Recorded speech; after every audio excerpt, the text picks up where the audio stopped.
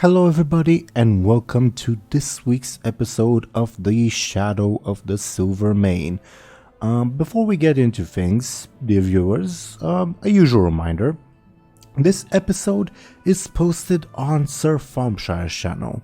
The episode after this one shall be posted on my channel, Teeironor. All our links are in the description below. The one after that shall be posted on Skoll Shorties' channel. Again, links in the description. And then back on Thompshire's, and so on and so forth. Now, before we get into things proper, let's have our players introduce themselves and their characters as usual. I've rolled some dice in the background, and the dice say that Zelris should go ahead and be first to introduce herself and her character. Could you please go ahead, Zelris? I'm Zelris, and I play the powerful blood elf Lyri, who is currently resting in a sewer somewhere with Bladebeard. And hopefully next time they rest, it won't be somewhere so gross. But that's about it. Yeah, it's not pleasant. But it is where you guys are. Thank you very much, Zelris. Next, according to a dice, we would have the owner of the channel you all are watching this on, Sir Thompshire. Could you please go ahead and introduce yourself and your character? Sure. As always, I'll be playing the always in trouble, Benjamin Aaran. He's been having a lot of fun evading a Fell Reaver, which I guess is a new experience. One which he'd rather not have in the first place, to be fair. But, things happen, and he survived. Shame that Satea kind of was left behind. But he's alive, and he's moving forward, and that's all that matters. Genuine question before we move on to the next person. What does Benjamin think of Satea? Because, Thompshire says, oh, what a shame about Satea, but what does Benjamin think about her? He's not particularly a fan of her, but I guess, wait,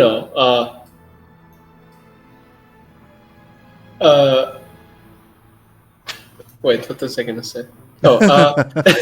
Essentially, since there's sort of a connection with Bladebeard, it's sort of a thing of, a friend of my sort of friend is my friend too, I guess. So, it's not like a big loss for him or anything, but it's just a shame. Sure. I mean, I can sort of imagine Benjamin being somewhat apprehensive because Satea always talks about her plan to destroy Stormwind and all that.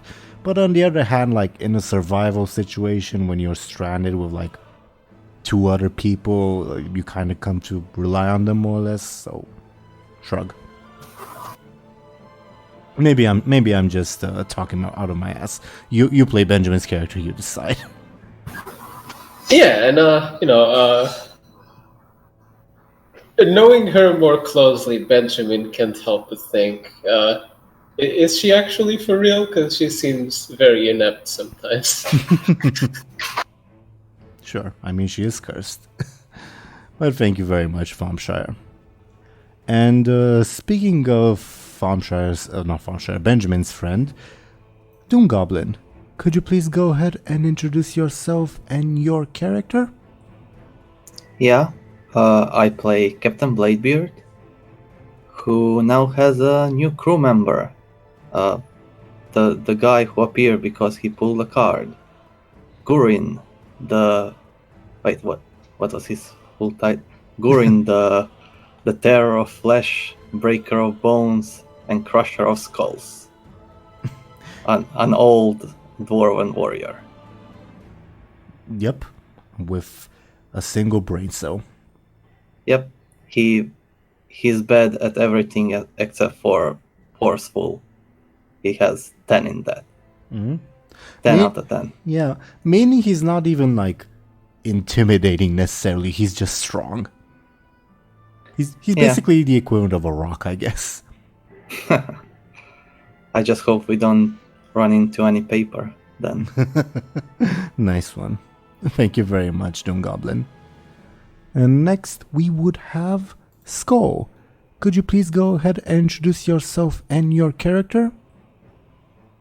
Yes, hello, I am Buhd, or I am playing Buhd, the ogre who has, hallucinations all about him, and, has, once known what was going on, now probably, is a bit confused and, crazy, just a little bit. And once again has to deal with his good old buddy, the Fell Reaver, but, maybe not anymore. Maybe, hopefully, one can hope after everything. We'll see. I guess we'll see. Thank you very much, Skoll. So, as I switch the overlays, DoomGoblin, would you care to remind our viewers what happened last time? Yeah, sure. Here we go. Our heroes continue to venture forth on separate paths, with no end in sight for their plight. Having gotten lost in the tunnels of Stormwind, Captain Bladebeard was soon found by a dwarf named Gurin, the terror of flesh, the breaker of bones and crusher of skulls. The warrior was oath-bound to serve Bladebeard as a result of the magical card he had pulled from Ethereal deck. The two continued on their trek, dispatching several undead in the process. Nearby, in the tunnels, Lyri Embersorrow found herself teleported by two mysterious saviors to the site where she had impaled herself on Zelatath.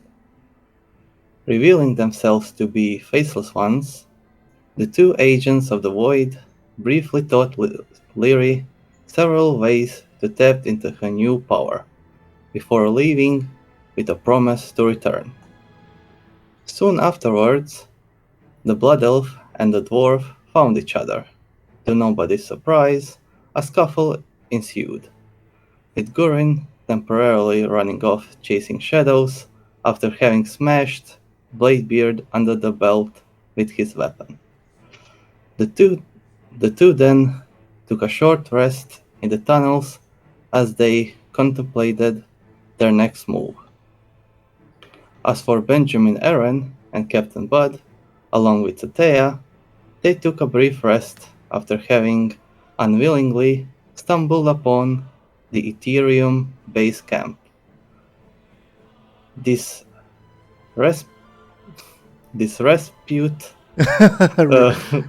Everyone always has trouble pronouncing that Respite? word. Is that it? Respite? I say respite. DoomGoblin can say however he wants, but no worries, you're not the first person and you won't be the last to mispronounce that word. This respite was further interrupted by an approaching Fell Reaver, whom the party noticed was likely holding something or someone in one of its fists. The two had persistence of mind to lead the gigantic machine towards the Ethereals, and managed to escape the ensuing chaos, though they lost Teeironor in the process. After spending time with Buhd's hallucinations and briefly communing with Kairigosa, our heroes decided to head south. They hoped to reach a place Buhd had heard of in childhood stories, named Shattered City, while Benjamin attempted to provide the Blue Dragon with magical coordinates so she could inform one of her kin, Lyri, of their situation. Thank you very much, DoomGoblin, and above board, I also don't know the canonical pronunciation of Lyri or Lyri. I'm gonna call her Lyri. If we are going by Lyri logic, then it's Lyri. Sure. I mean, screw blue dragons, I guess, in my opinion. Because we got Lyri with an I and with a Y and an I, but her dragon name is spelled with Y's. But then we've got Kairigosa with an I and a Y. Never mind. Moving on. we decided briefly before we started the session that we should check up on the Stormwind crew first. So, DoomGoblin and Zelris, are you guys with us? Mm-hmm. Yeah. Okay. We'll sort of resume after your guys' little short rest is over. But just for context's sake and as a sort of quote-unquote warm-up, what would you guys be doing during your short rest, like Bladebeard and Lyri? Gurren has not returned for context. Lyri would just be tweaking her appearance ever so slightly, just like trying to make herself look presentable. And just for context, your Lyri looks as she did in her past in Quofalas, correct? Yep. With high elf eyes or blood elf eyes? High elf. Duly noted. What about Bladebeard? I guess he's waiting to see if Gurren is coming back. Other than that, just like resting. Sure. Like, just before we rejoin you guys, like, if like a short rest was like an hour long, like by the dot, in the 59th minute, sort of, Lyri, you receive a sending from an unfamiliar to you female voice. Like, this voice does not sound familiar to you at all. Okay. Which is odd because, like, sending spells are supposed to, like, only work between, like, you have to personally know the target, for lack of a better term. Mm-hmm. And the female voice says, Garuk here took over a demon sorceress. Pretty neat. And then a pause. And then it says, demons captured your necromancer and energy friends, but lost them in a fight against void energy people. Okay. Lyri will kind of turn to Bladebeard. Bladebeard, apparently Tamal and Teeironor have been captured by Ethereals. Also, as a reminder, you can reply to Garuk like within a minute. Lyri will send him back a sending spell. When you have it ready, please, if you could read it to the audience as well. Okay, let me just write something up. And also, as a reminder, you've now fixed your own sending spell. Like, you can send it 25 words regularly. And also, in this reply to Garuk, you're not like constrained by the previous limit. You can send up to 25 words. Okay. Okay. So, Bladebeard, you've just been informed, like, out of the blue by Lyri that Tamal and Teeironor have apparently been taken over by, like, not taken over, taken captive by Ethereals.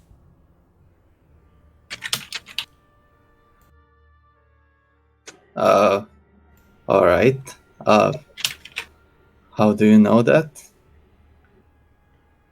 I got a sending spell from that Skoll. Sure. Well, yeah, then we better hurry back to Outlands. Also, fun little fact while Zelris continues to type. After Tamal left the party, I did a dice roll to see like what Tamal's fate would be.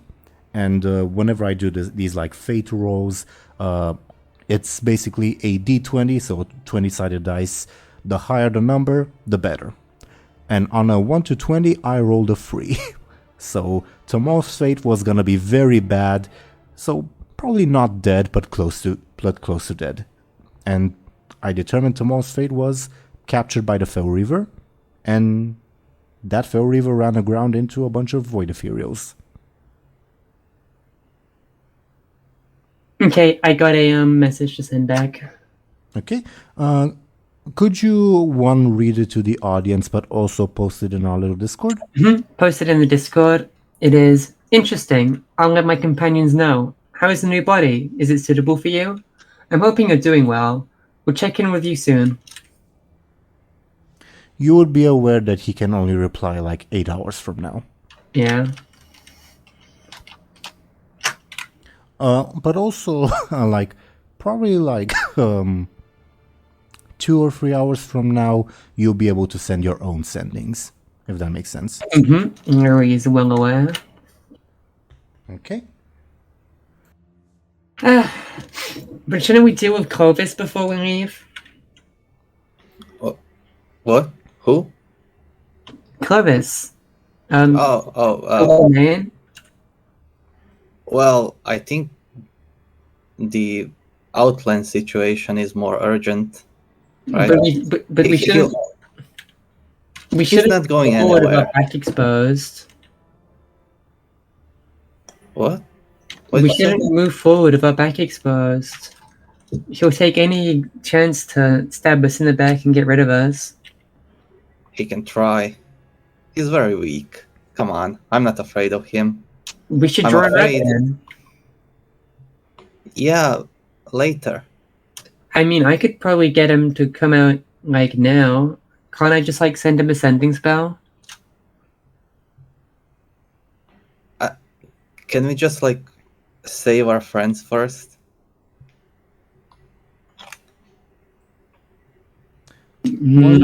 While you guys ponder, out of the darkness emerging in the little light your group has, probably like from Bladebeard's little hourglass, Gurin will return to you guys, like just stomping forward. He's covered in like blood and goop, and he says nothing, except that like in his shield hand he's also carrying several skulls, like undead skulls, as well as what looks like a night elf skull.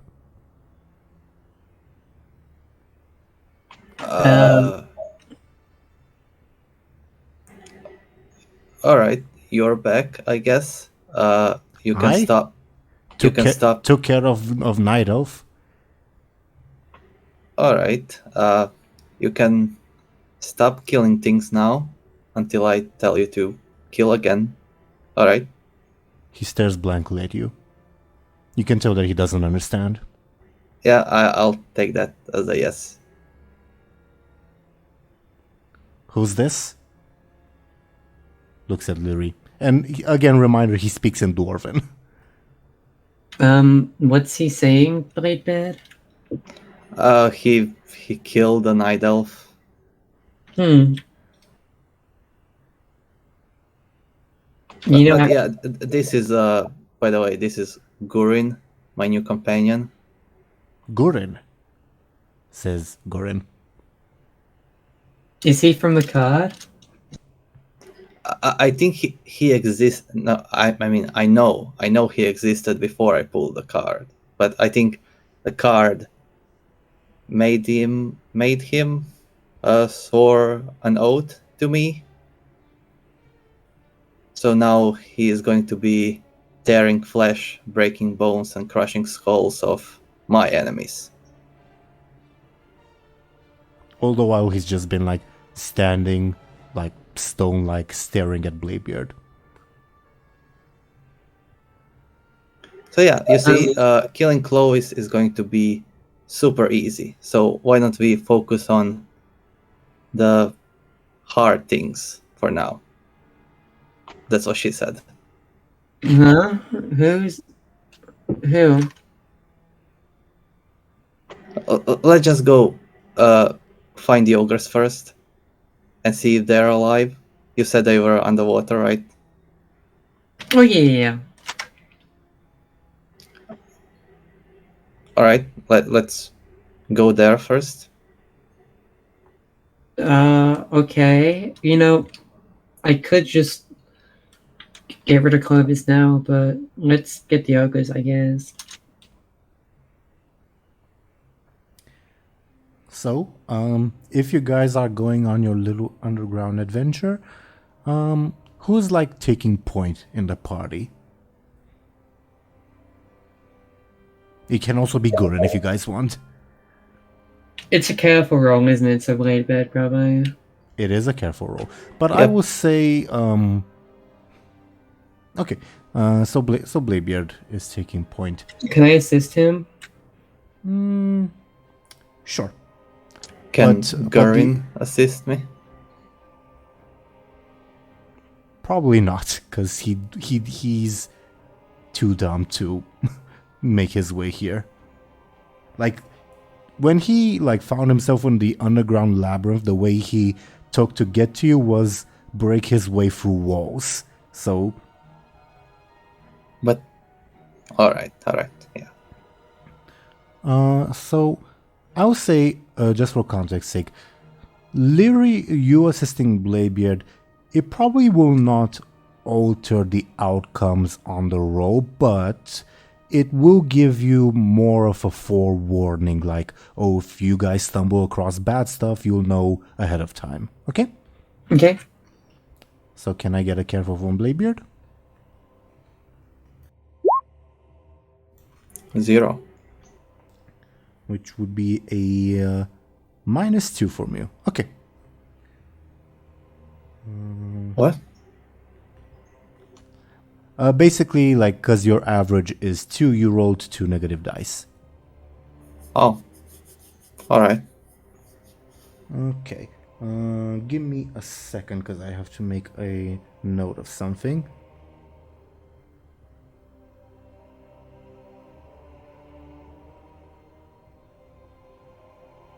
Okay. With that roll, you guys make your way through the tunnels and you realize you don't really have a clue where you're going.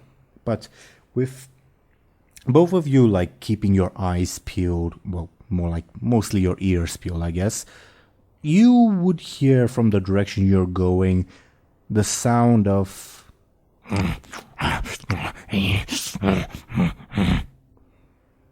basically this, which I don't know how well it translates across a microphone and such. That could be my great grandmother, or some sort of a beast. It's kind of hard to tell. Well, can't we just not? Yeah, probably. You do have, you were forewarned because of Lyri's assist. So you do have the option of avoiding whatever it is. Yeah, let's just avoid whatever that is. Mm-hmm. Gurin tenses up and says, "A challenge?" No.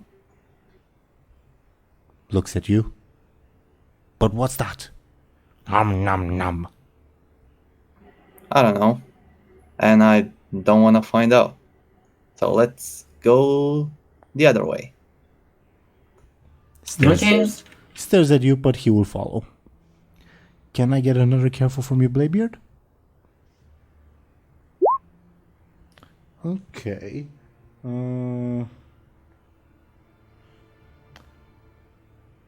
Okay. You continue on your way through the tunnel, and you realize that you're making progress. And you're thinking, yeah, I think this is the northwest direction-ish, to head to the harbor. And not in the distance, but on your path, you will hear also someone hum, munching on something, but it doesn't sound as feral as whatever it was before. And above board, because it is a positive roll, it will be a more positive outcome, or at least neutral. Everyone is eating something. I'm getting hungry. Oh, well, why? Can you just get us out of here? I don't want to deal with these people, Bladebeard.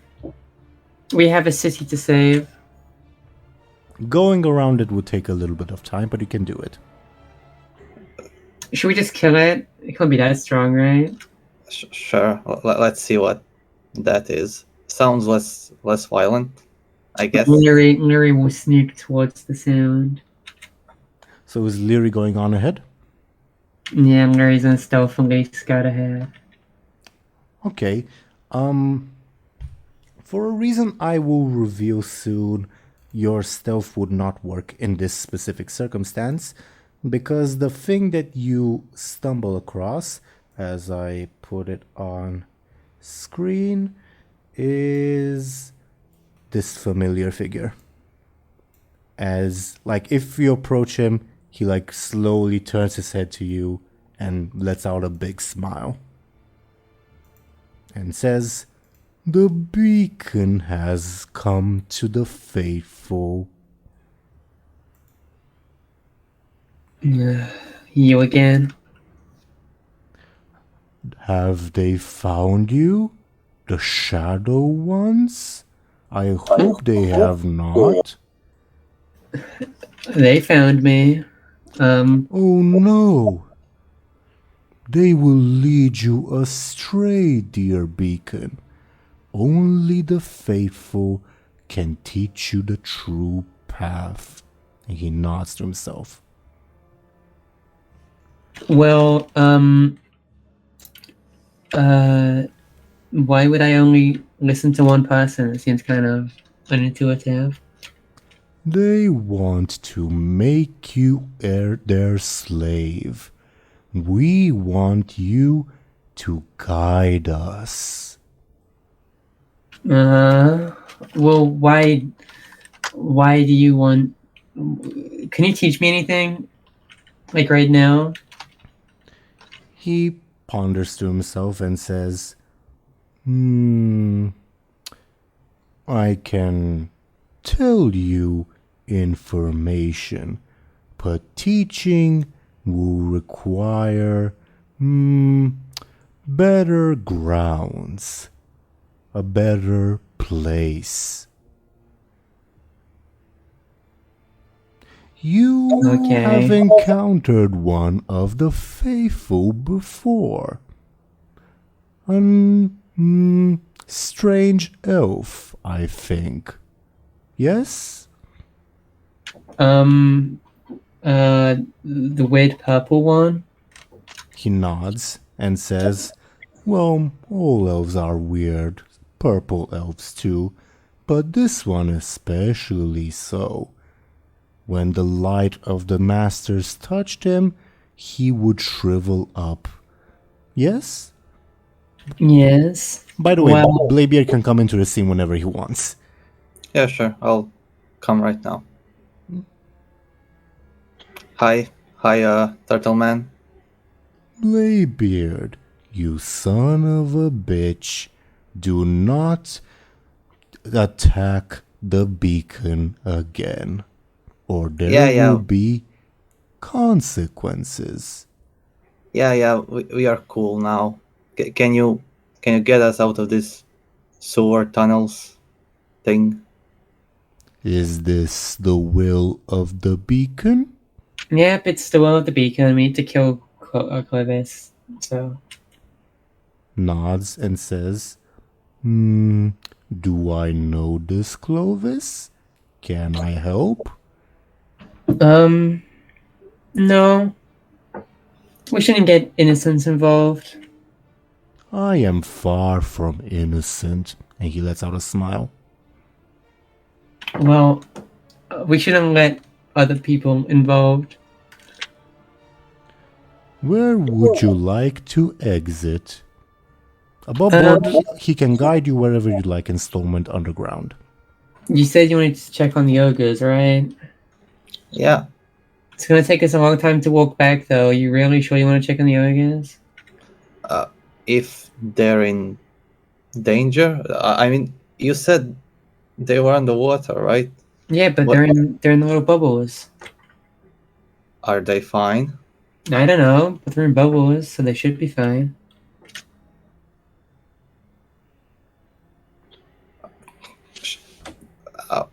Alright.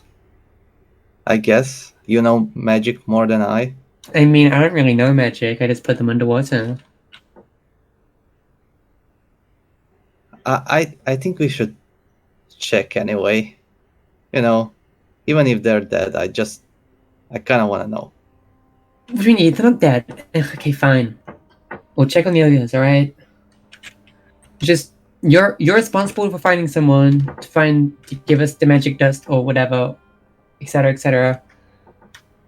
And if I see Clovis, I'm killing him. Alright? Alright. Okay. Yeah, if I see Clovis, I'm killing him. If Yeah, I yeah. see Clovis, I shall also kill him. If you want, dear Beacon, we can slaughter anyone named Clovis in this city.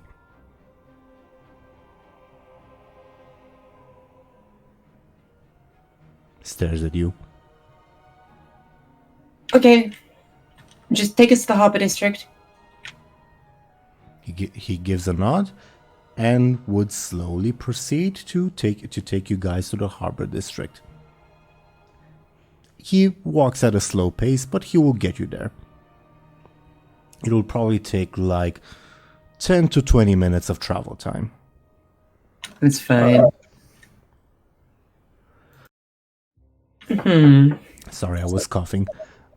He will say as he's walking, "Do you have any questions, dear Beacon?" This disguising spell. If I get good at it, can I keep it on permanently? Or like, as close to permanently as I can?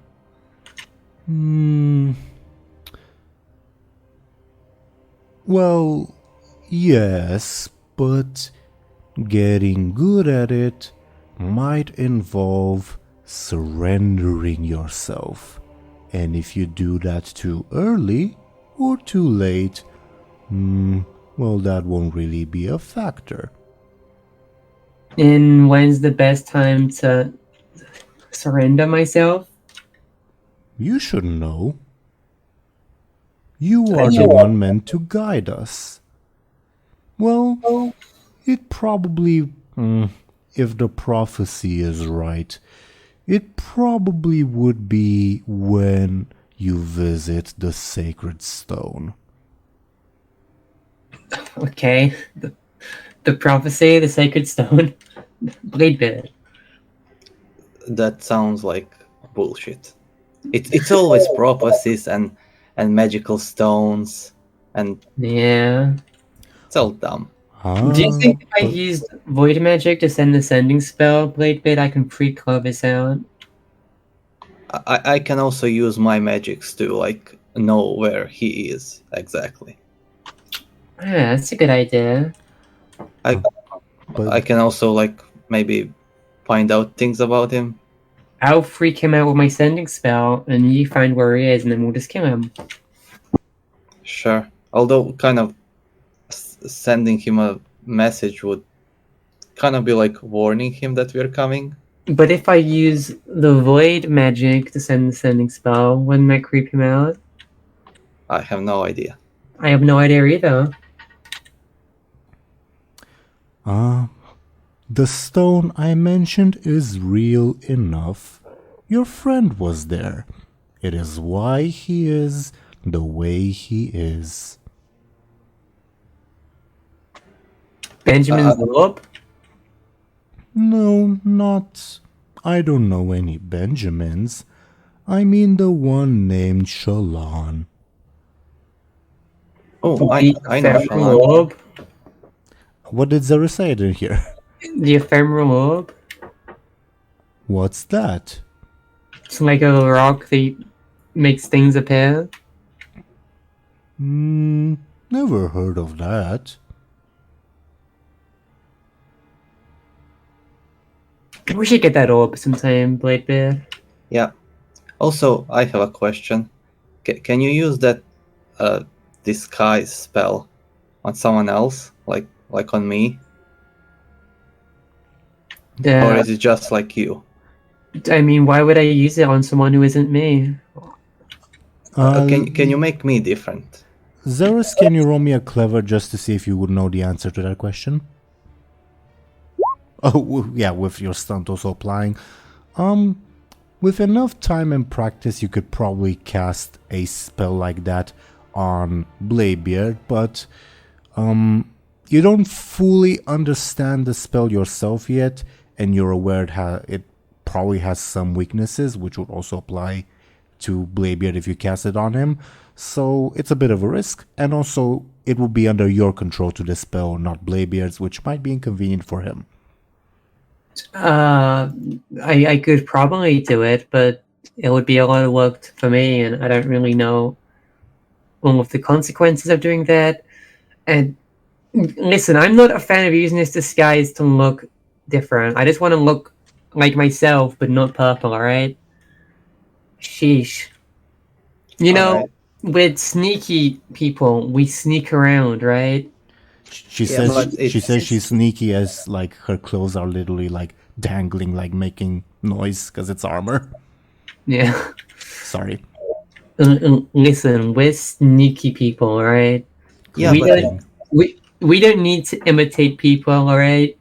I just want to look like myself, but not purple with scary eyes, alright? yeah, but being disguised is also, it helps with being sneaky. You don't need a disguise if you never get caught. All right, are we at the harbor yet? You guys can be if you want. Sure. All the while, Goran has been like walking silently behind you guys, just for context sake. And I will say, Hardtep doesn't seem like he's taking a straight path, and it almost seems at certain points like he's walking in a circle. If you were to ask, he would answer that he's trying to avoid the undead in the area, but would lead you to your destination regardless. So, as you approach the harbor, he'd ask, where should we come up? Close to the sea? Close to the walls? What are you looking for? The ogres in the water, closest The- as the possible. sea. There might be guards. Nah, if there is, I'll just talk to them and make them go away. Your choice. And he would guide you towards a particular manhole that he'd inform you would lead you fairly close to the sea. Best of luck. And he turns to Lyri. If you ever need guidance, please call and avoid the two shadow people. Okay. Gives a nod and allows you guys to proceed. Larry will be the first to jump out. Lyri, as you jump out, while Bladebeard is still climbing out, Goran will be last. Sorry. You will immediately see the harbor brimming with like guards and like various magi, and you will see like several rowboats like making for the remnants of the explosion, like investigating, and also like a lot of guards at the site where you massacred people. Not too many guards at the site of like where the blood of Nerub was anchored, but there are also like some of them investigating over there. Basically, there's a lot of people here. Bladebeard, it's pretty hot up here. Are you sure this is a good idea? Yeah, probably not. I mean, we're already here. Can we see the ogres? Not They're in the from- water. if I'm not mistaken, Lyri above board like sunk them enough to the point where like the glow from the magical prisons would not be visible, right? Yeah, they're right at the bottom of the harbor. So you'd basically like either need to swim down, or like Lyri should get close enough and like utter a command to raise them up and check that way. Yeah. Yeah, I guess they're dead. Oh, hey, we haven't checked yet. We can't check. There's a bunch of people. You're the one who decided to come here. Yeah, I thought that it would be easier The ship exploded yesterday. What do you mean it'd be easier? today. Today, ago, a few hours ago. Yeah. Well, listen. Do you want me to check the ogres or not? I want to see if they're alive.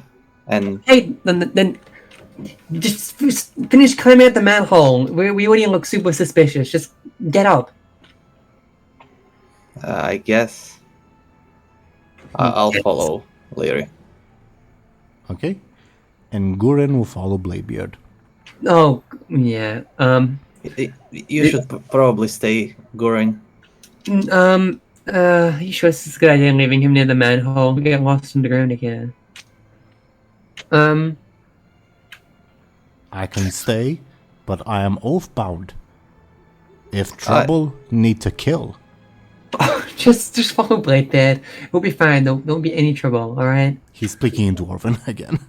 Oh yeah, I forgot about that. DoomGoblin is the one that decided he only speaks Dwarven. Yeah. So he can only communicate with me.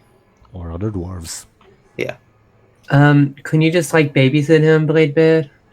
Sure. Just check up on ogres real quick and come back. Alright? Okay, Lyri will run over to where she buried the ogres in the water. 2 questions. First for Bladebeard. Are you and Guren just standing near the manhole, or do you go back underground? Yeah, let's go back to the tunnel. Okay, that'd probably be safer. If you go back, you'd see Hardtip walking away. It might be a good idea to tell him to stop if you need a guide again, or you could just let him go. Yeah, I'll call back for him and tell him that the beacon will need your help soon, so stay here. Is the slaughter to begin? Already? We'll see. Just wait here. Can I get a flashy from you?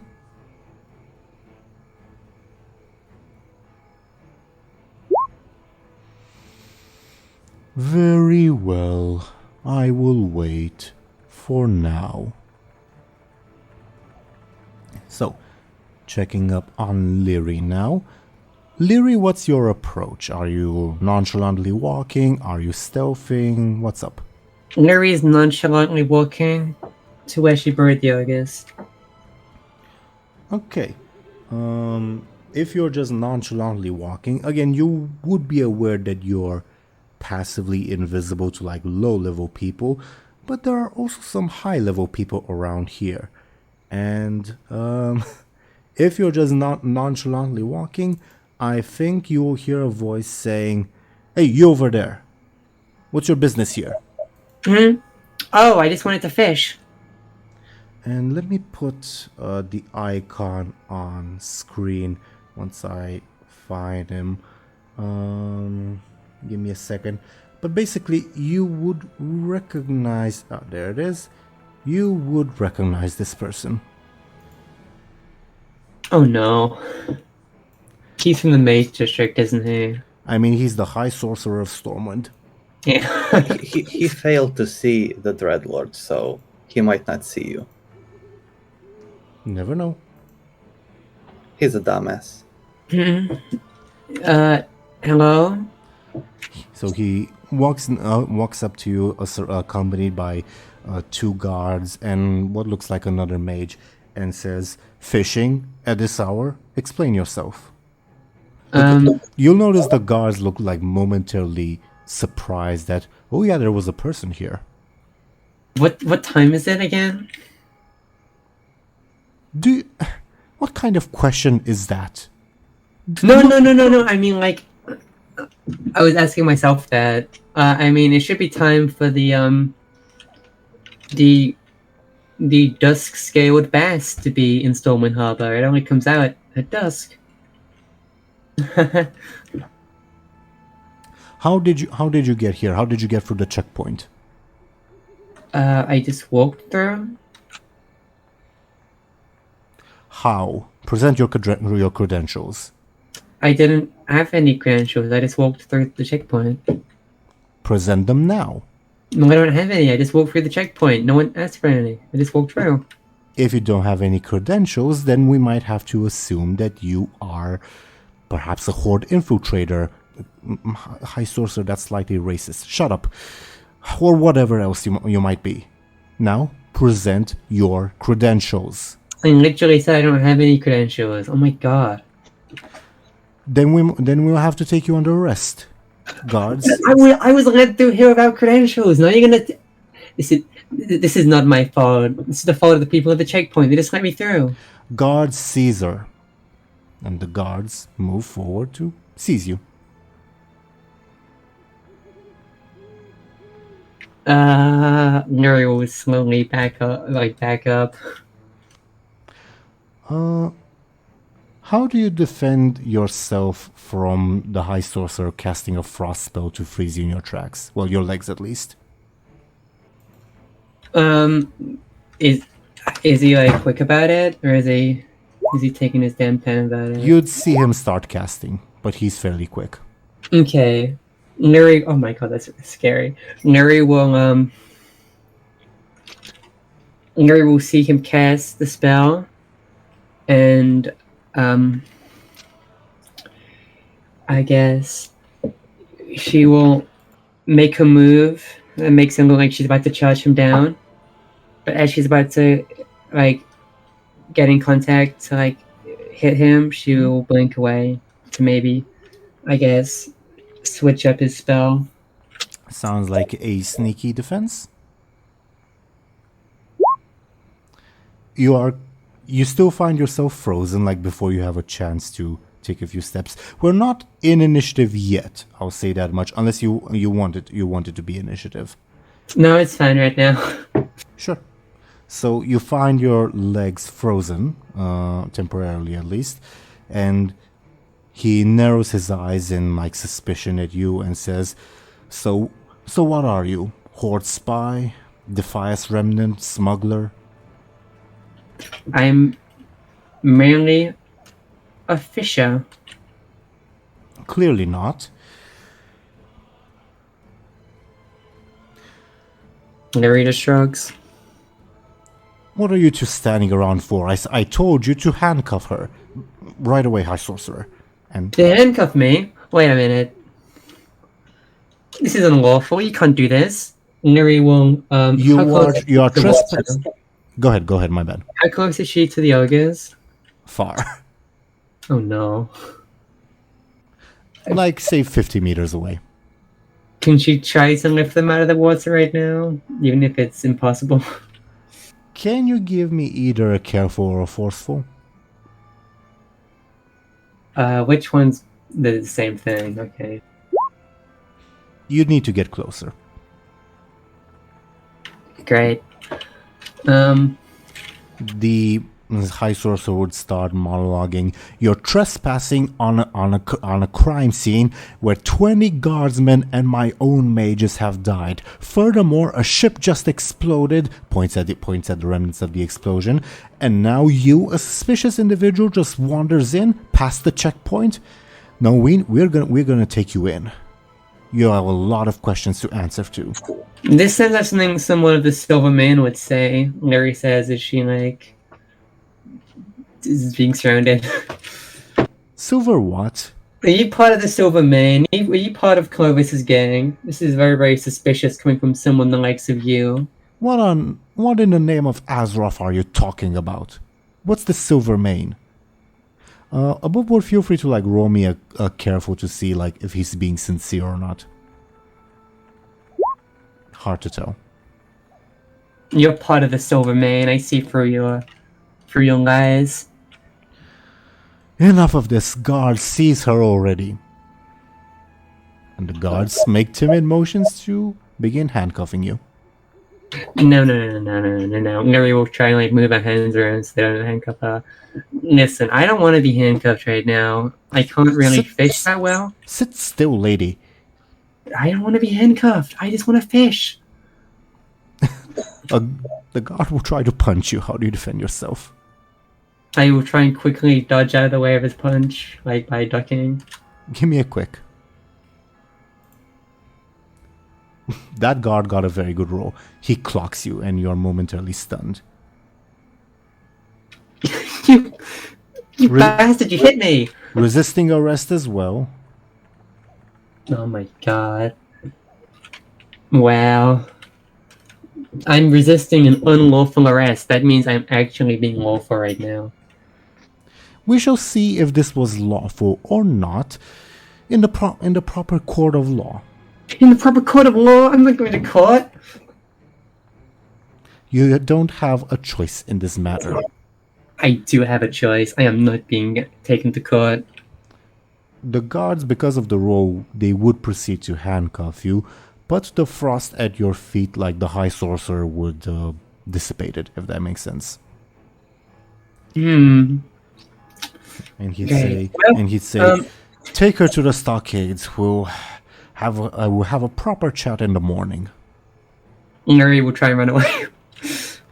I mean, you are like the guards are keeping hold of your arms, Yeah. so you'd have to like traditionally, quote unquote. I have to get them to let go. Yep. Okay. Are they paying attention to me in any way? Yeah, obviously. Great. And the High And they're Sorcerer. wearing full suits of armor, huh? That's interesting. Again, the High Sorcerer would say, take her to the stockades, we'll have a proper chat in the morning. And one of the guardsmen would say, as you say, High Sorcerer, come on now. Don't make this more difficult on yourself. Hmm. Can I, like, look around, look at him and see if he has any, like, openings in his armor? The guardsman? Sure, give me a careful. It's standard Stormwind armor. I guess you've been like around guards often enough. Like, there's always openings in like the what's the word for like, you know, an elbow or like Joints? yeah, for joints. Wherever there's joints, there are like openings where potentially if you have a dagger you can stab in, for example. But I'm handcuffed. and being grabbed by the arms. Yeah, I was just saying for the sake of example. Yeah. Other openings. The helmet doesn't have a strap, so it would be easy to knock off. Okay. Remember that you have stunts. I know, I don't want to waste them on some guards, no. Okay. Okay, let's go to the stockades. Whatever. And the guards will begin hauling you away while the High Sorcerer and the other mage, presumably one of his apprentices, like continue discussing the situation pretty much. Can I look back and see if they're watching me or not? Give me a careful. Okay. Basically, it's not that like you wouldn't notice, it's that like whenever you try to look back, one of the guardsmen would like push you forward and say, eyes forward, prisoner. I don't want to go to jail. Maybe you shouldn't be sneaking around in the crime scene. I wasn't sneaking around. I was walking in the open. You people let me through. Orders are orders. Orders are orders. That's how it is, you people, huh?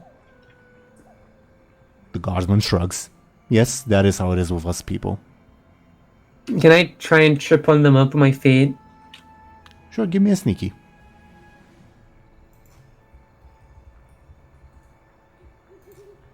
You trip one of them up. Ah, And Lyri is going to now attempt to kick the other one in the back of his legs to make him, like, I guess, stumble over and let go of her.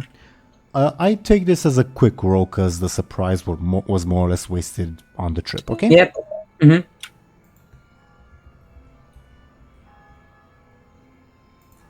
You do kick the other one over as well. Alright. Lyri will try and, as they like fall on the ground, Lyri will try and blink to somewhere with cover and, I guess, get ready to sneak around. Can I get a quick from you to see if like you're quick enough to do this before other people react? I'm gonna roll to oppose.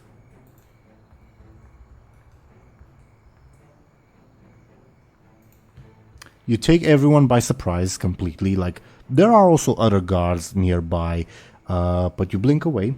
But what is this, an arcane blink or a void blink? Arcane. Sure. Still wanna let people, I guess, realize that she was the one who did all the stuff like earlier. Yeah, it would probably like ring some alarm bells. Sure.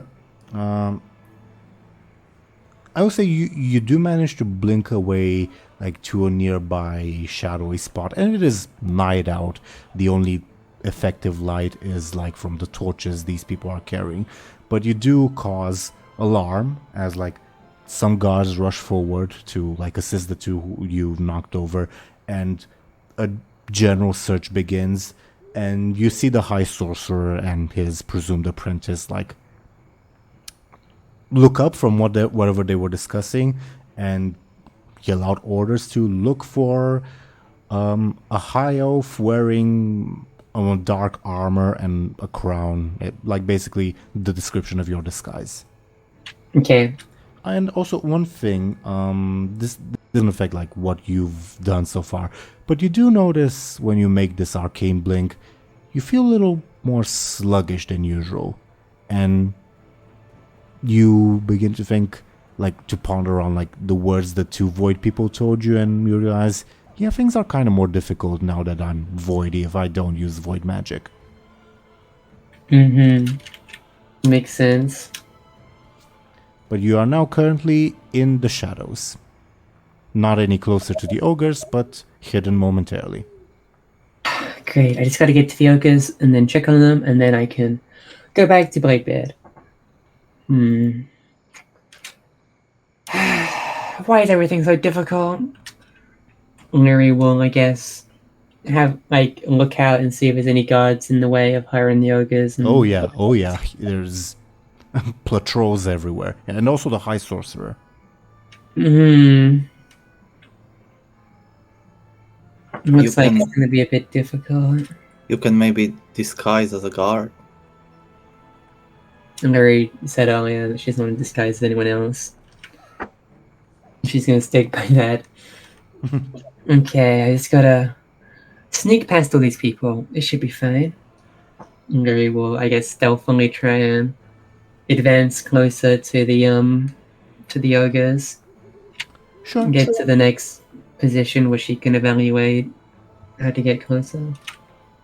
Sure. And again, there's stuff in the harbor that you can like use as cover, like the various artillery pieces, there's supplies, there's places you can find cover as you try to get closer.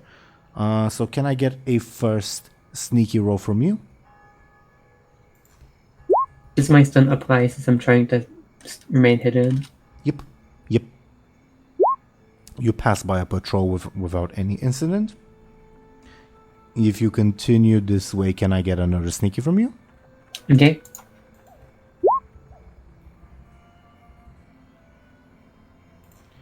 This patrol has a mage, and you can tell that, like, when you're close by, he looks like he turns his head, like, oh, did I hear something? But then he shakes his head like, probably nothing. You can probably tell that if they know what to look for, you're probably slightly more vulnerable to magic people looking for you, if that makes sense. Okay. If you continue, can I get another sneaky from you? This will be a regular patrol.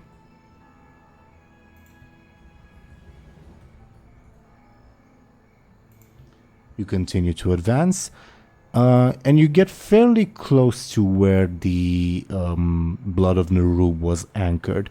You now have to get past the High Sorcerer and his apprentice, and then one more patrol on the docks. Okay? Okay. So, do you try to get past the High Sorcerer, given the fact that he probably is better at detecting, or do you employ another strategy? What to do? Lyri will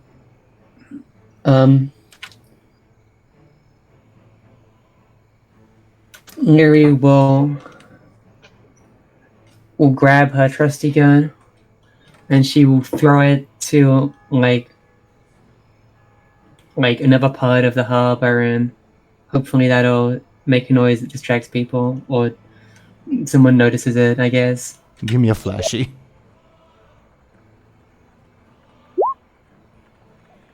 You throw the gun, no noise heard. It probably landed like on a sack of grain or something that like cushioned the fall. Great. The sorcerer and his apprentice. You now might have to retrieve your gun if you want to use your stunt. Lyri knows that. She won't use her gun though. She won't go look for it again. She's fine leaving it. Okay. Just above board, for your stunt, it doesn't have to be like this specific gun. You can also get a different one later, for instance. I need to deal with this sorcerer. Is he near water? Near-ish, like say 5 to 10 meters away from water.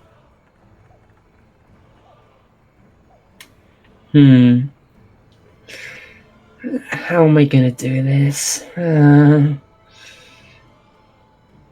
As you ponder to yourself, he appears to give an order to his apprentice, ordering him to search probably more like along the northern part of the harbor. And Lyri will wait for the apprentice to pass her then. He does. You will not be in his way.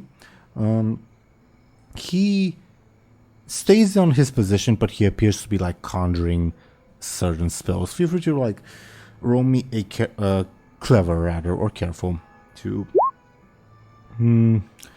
With your stunt applying, it looks like some sort of summoning spell, but you're not sure. Look who's back. Back again. Do you wait?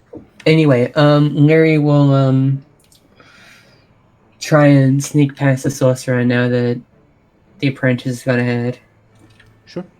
Can I get a sneaky from you? 14.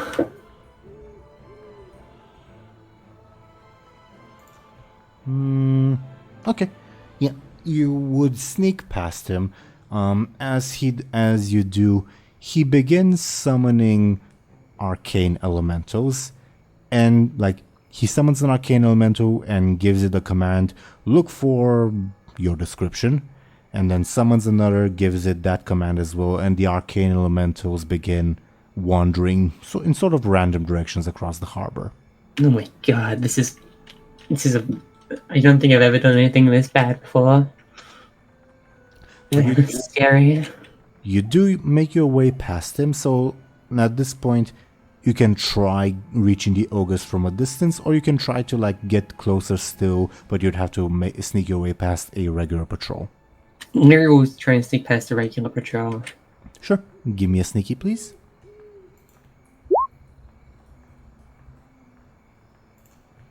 Yep. They patrol on obliviously as you make your way, like, pretty much like where you and Bladebeard were haggling with the Dwarven Plagueborn, I guess. And you will know, oh yeah, I'm in range to reach out to the ogres. Lyri will begin to pull the ogres from the depths of the ocean and make them rise. You do so. No roll required. Actually, I will need a roll from you, but a sneaky to see if you go unnoticed.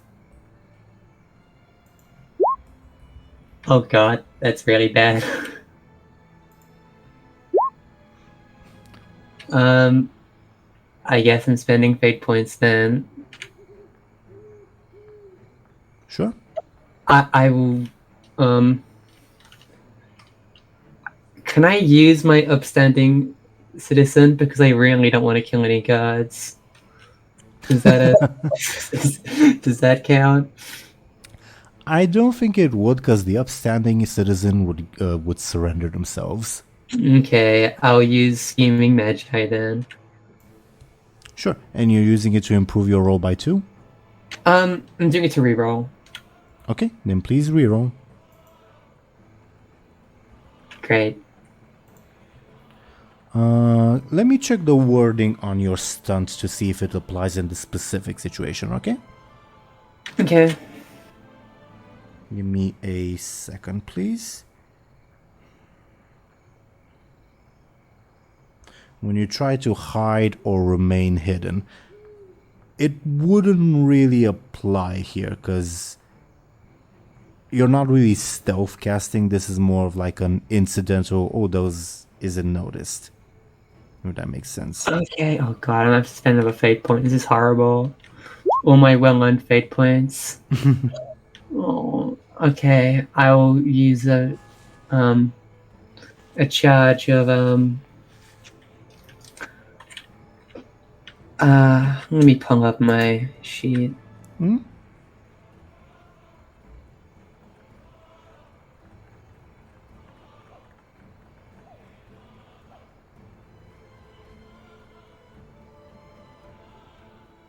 Okay. I will use a charge of To the viewers, those Windows sounds, they're not on your end, they're on our end. me. I will use. Oh no, I don't have that one anymore. I guess military bloodline because she's casting a spell and she was taught to cast spells because she's part of a military bloodline. Or puppet of the Viceroy, I guess. Or puppet of the Viceroy. The Viceroy taught me how to use it, so. Okay, that makes a little bit more sense. Like, I was willing to accept military bloodline if you had given me a little bit more, but Puppet of the Viceroy works perfectly fine. Do you use it? I use it. Okay.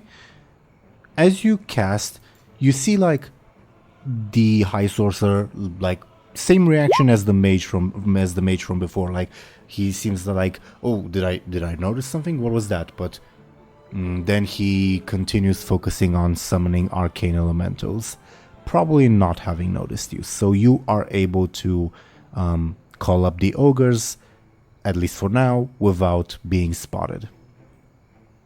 Mary will, I guess, move them onto the platform with the dogs, like the little pair. Oh, okay. I will warn you,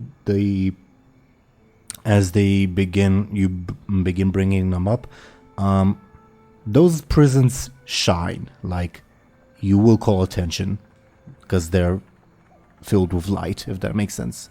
Yep. Okay. You place these like prisons, these ogres on the dock. Can you roll me a careful to check, like, oh, are they alive or not, etc.? It's hard to tell, but you get the inkling that they're like kept the water away and they haven't like drowned. But you also get the inkling that if you had sunk them deeper, that would have been a danger for them. Because the water pressure would have been higher and it would put more strain on the prison, potentially cracking it. Now, do I leave them here or do I put them back into the water? What would Bladebeard do? Lyri will think about Bladebeard in her head and what Bladebeard would say in this scenario.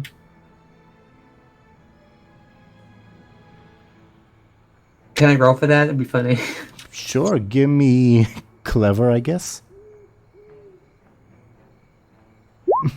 That's horrible. DoomGoblin, what would Bladebeard do that would be disastrous in this situation? I guess the worst thing would be to put them very deep into the water. God. Oh my god. I mean, what else is bad in this situation? I think that leaving them on the harbor, on the land, would be a very good thing. Maybe don't do the bad thing. I mean, I was asked to suggest something bad, right? Yeah, because yeah. Because I'm imagining what Bladebeard would do in this scenario, and I rolled bad. So Why would you do what Bladebeard would do? because Lyri was Bud told that her idea was horrible, so she's not thinking about what Bladebeard would do. I could put them further into the water, but I have to sneak past the guards again. You know what? I would just sneak past with the Ogres. That's a good idea. Lyri will start levitating them with her as she tries to sneak back. Okay. So, as you begin levitating them and sneaking back, can I get a sneaky? Sorry for coughing. Okay. You feel fairly confident that you are more or less hidden, but the ogres shine like a bunch of flashlights, I suppose, and you can tell you can see that there's activity on the docks, and the High Sorcerer stops casting and turns around and sees the ogres just floating, and would walk forward to investigate. Wait a minute, I have a great idea. Maybe we'll stay hidden and wait for him to get closer. He does. I'm gonna roll his careful to see if he spots you.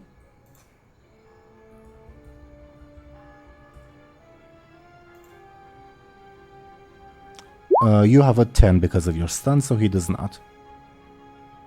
That was close. Lyri will make the ogres levitate over his head and then drop them. Okay. Can I get a sneaky attack and I'll oppose with his quick? Oh, come on! That was so good! Oh. It's not fair. You drop an ogre or two on his head. You don't need to drop them all. But he blinks away at the last moment and assumes a defensive stance and says, "Reveal yourself, elf. I know you're around here somewhere." Lyri will do the same thing and try dropping more ogres in his head. This time it would be a quick attack, because he knows it's coming.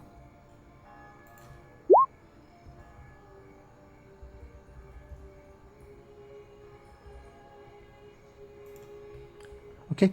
At this point, I think we'll actually enter proper initiative order. Okay? Okay. So, sorcerer first, then you, then mages, then guards.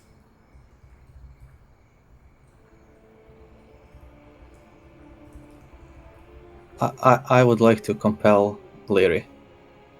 Okay. Your scheming magi aspect. Mhm. You're going to use your disguise thing and turn into that sorcerer you're fighting. Why would I do that? To convince them that you're the real one. Do you accept this compel? No.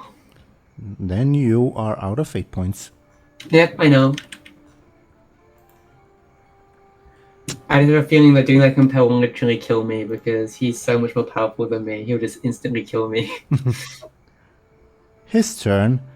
Actually, I should also put the arcane elementals in the initiative order. They'll go before the mages. So on his turn, From my experience in game, those mana elementals are very slow. they're slightly higher level than generic guards. But anyway, his turn. He spend his turn creating an advantage to try to find you. So he'll roll his careful to try to create an advantage.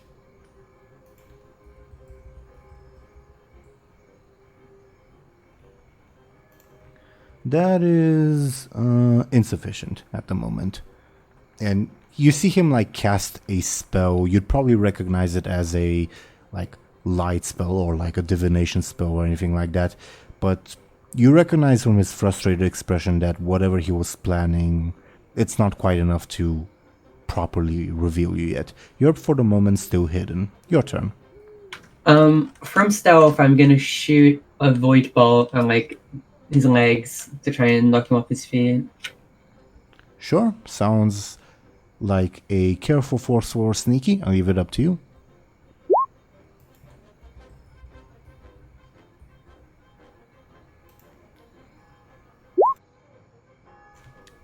Your stunt says, sorry, whenever you're performing an action from stealth. So yeah, that's a +2 bonus.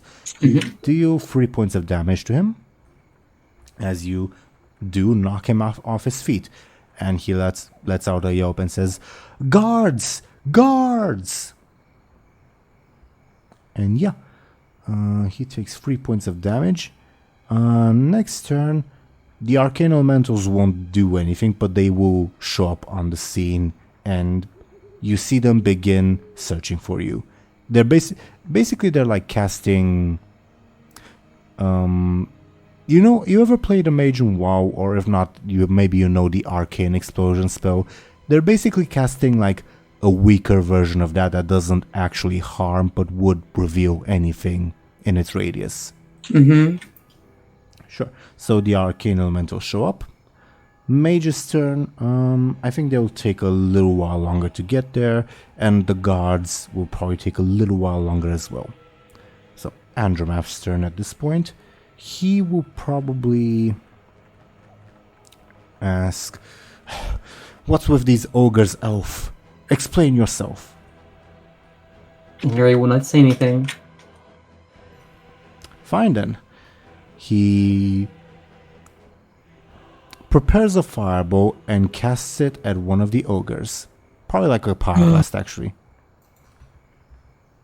Okay. Do you allow this to happen? Not my turn, so yeah. I mean, you can defend for them if you'd like.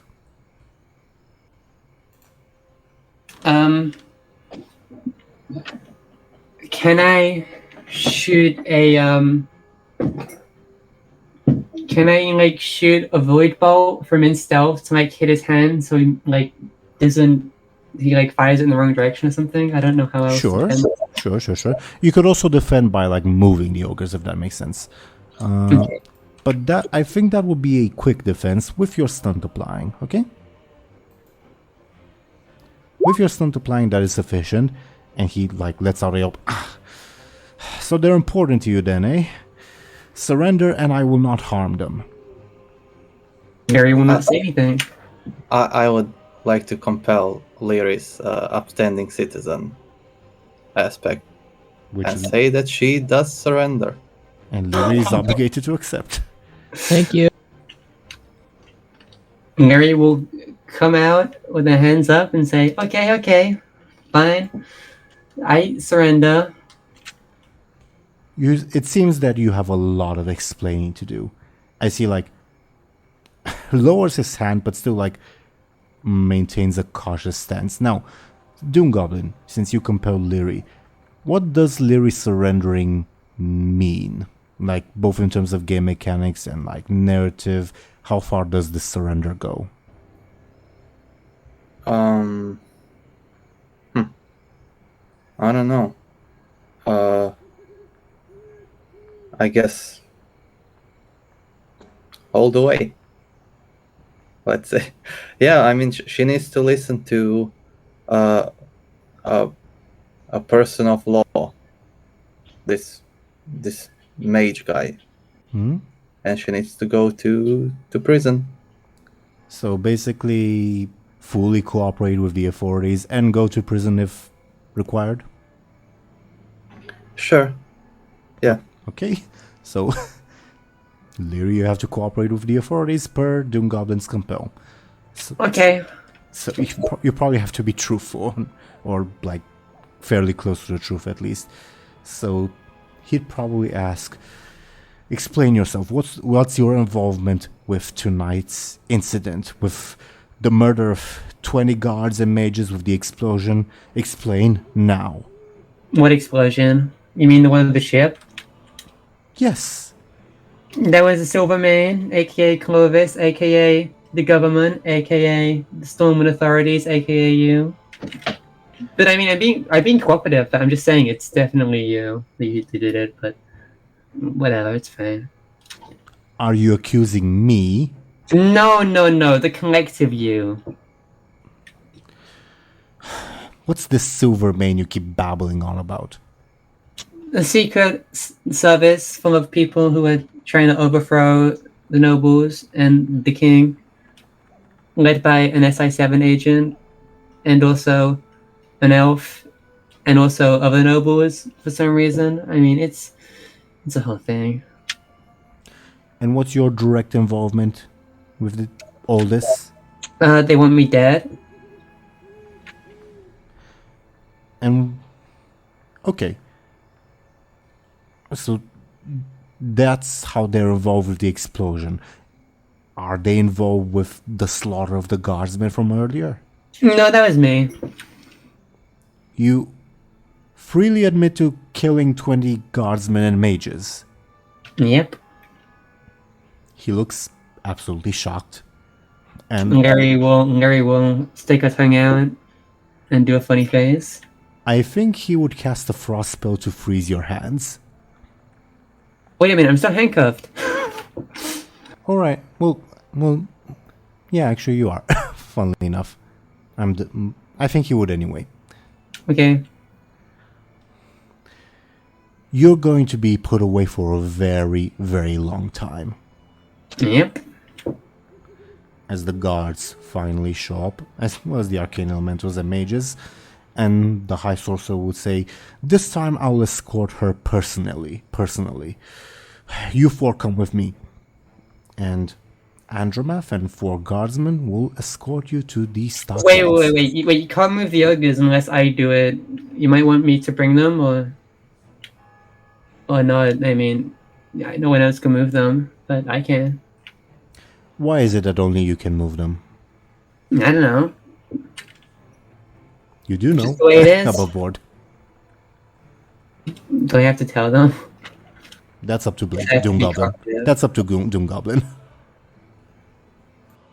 I'm sure you can lie about the Okay. ogres. Sure. I go what I said before then. I don't know. I'm just built different, so... We'll have... Then I suppose we will have a very, very long chat. Move along. As he urges you to move towards the stockades. Lyri will move towards the stockades. Yeah. Bladebeard, Lyri's taking a long while. Alright. Turtle Man, can you feel your beacon? Is she doing alright? He gives a nod and says, "Her glorious power is radiating like a dark shadow over this accursed city." And he lets out a smile.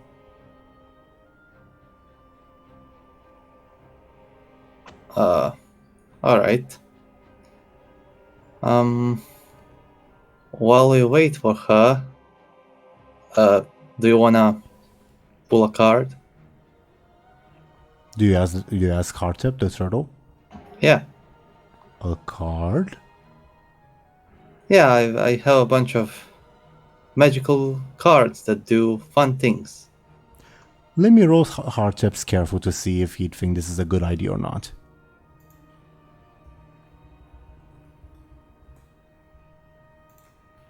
I'm not opposed to it, but can you tell me more? Your beacon pulled like 2, I think. And that's what turned her into the beacon, I believe. Can you give me either careful or flashy, because you are telling the truth?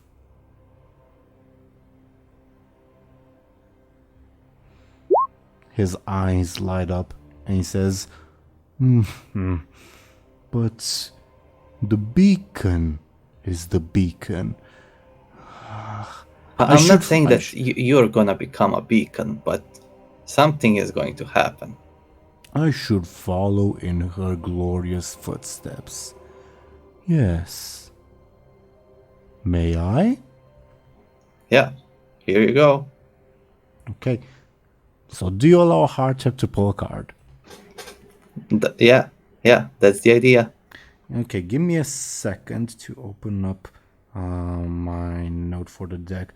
How many cards there are? 1, 2, 3. So 1, 2, 3, 4, 5. Okay, I'm gonna roll a d5.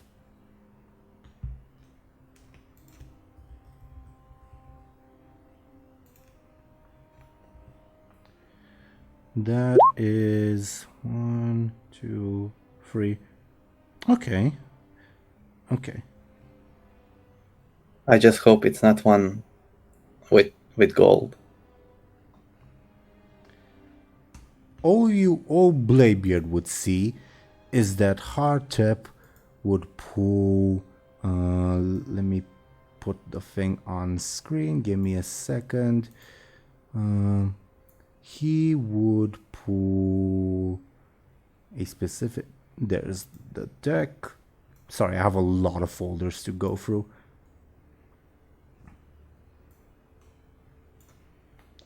Okay. He would pull this card. Nice.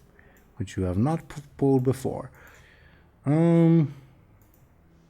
As he's holding the card in his hand, he'd turn to you and ask, Hound, Eagle, Crow, or Serpent?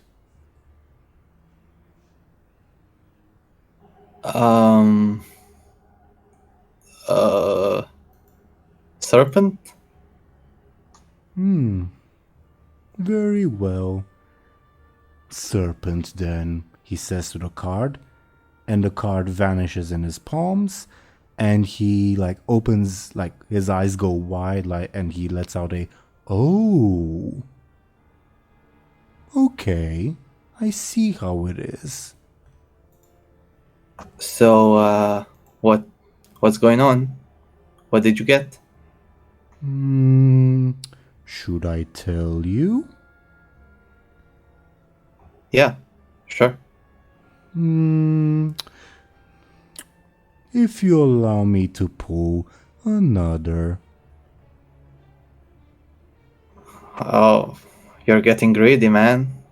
Can I get a careful from you? Okay. He lets out a smile. You know me, Bladebeard. I'm learning new things about you by the moment. Well, I guess you can pull another one. Sure. Okay. As he places a hand on the deck, he looks at you, smiles, and as he pulls, you won't be able to stop him pulling, he says, the card told me that there is another card that says your greatest desire comes true. And he pulls. And you believe that what he said is true. That is an effect of the card he pulled, that you will believe this piece of information.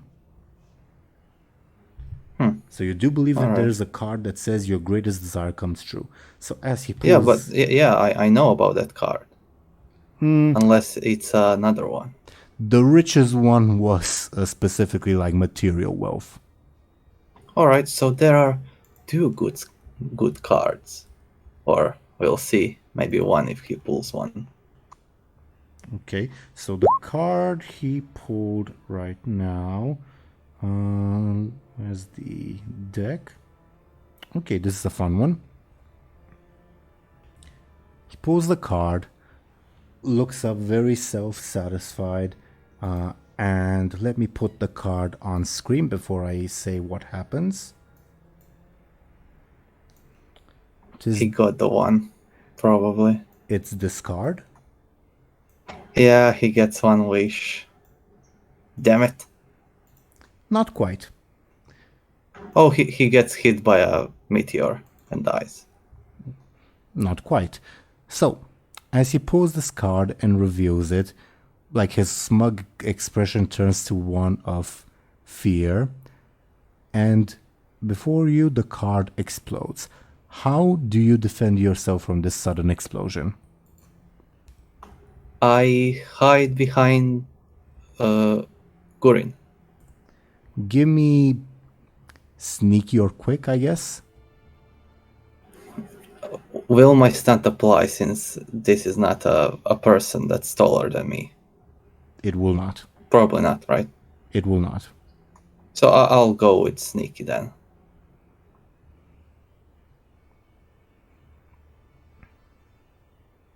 So please roll your sneaky. So you have to take 14 points of damage. How does Gurin defend himself?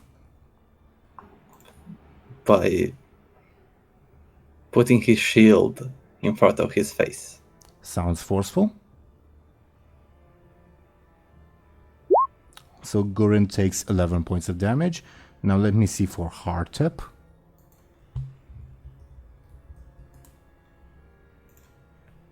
$15 points of damage. Okay. So that's everything but Hardtep's level 3 stress. I would like to reroll by spending a fate point. What are you invoking? Oh yeah. Wait, let me see what I have.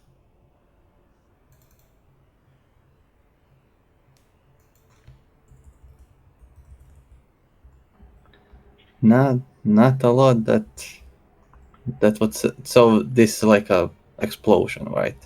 Yep.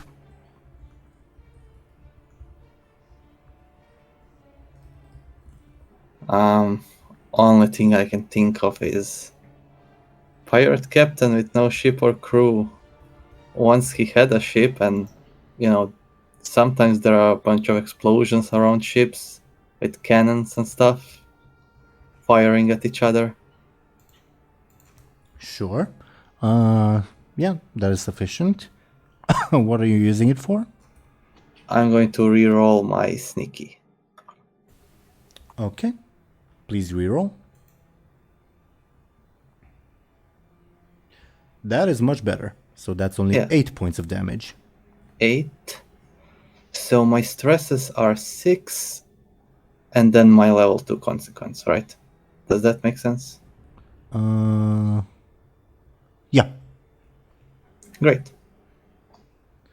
Okay, give me a second, please, because I have to make a note.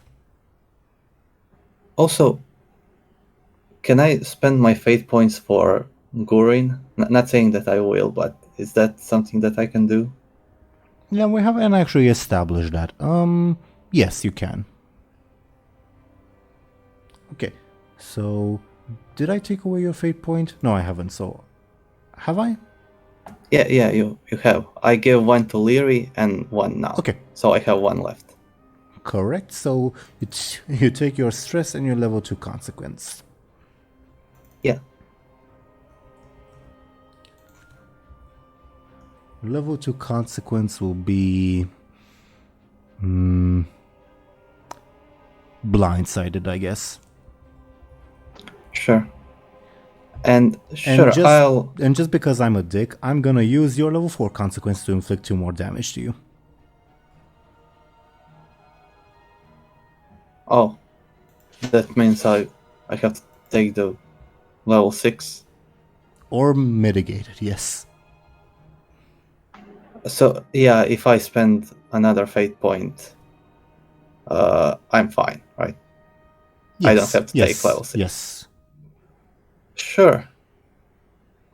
Oh, but let me take a look at what I have. I said that others don't make sense really, but yeah, I said I was going to change step to something better. But I'm like jumping and hiding behind someone, and that what stabby people do. Okay, yeah, I will accept that. And I'll just add +2. I mean, you already rolled a critical success on that 11 sneaky, so yeah. Okay. And how does Gurren take 11 damage? 11. So that would be 6 are all stresses. And how much does he even have? Is he like a player or? Yep, like a player. So if he took 6 from stresses and then 4 from 4 and 2, I guess. Yeah, everything except for level 6. Okay. Even though that's like 1 point is more than. Yeah, I guess. Yeah, that's the best combination. Sure.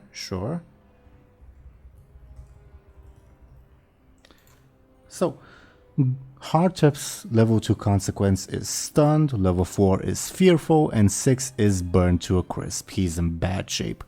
Your level 2 consequence is blindsided, Gurren's level 2 consequence is blinding light, and his level 4 consequence is medium rare.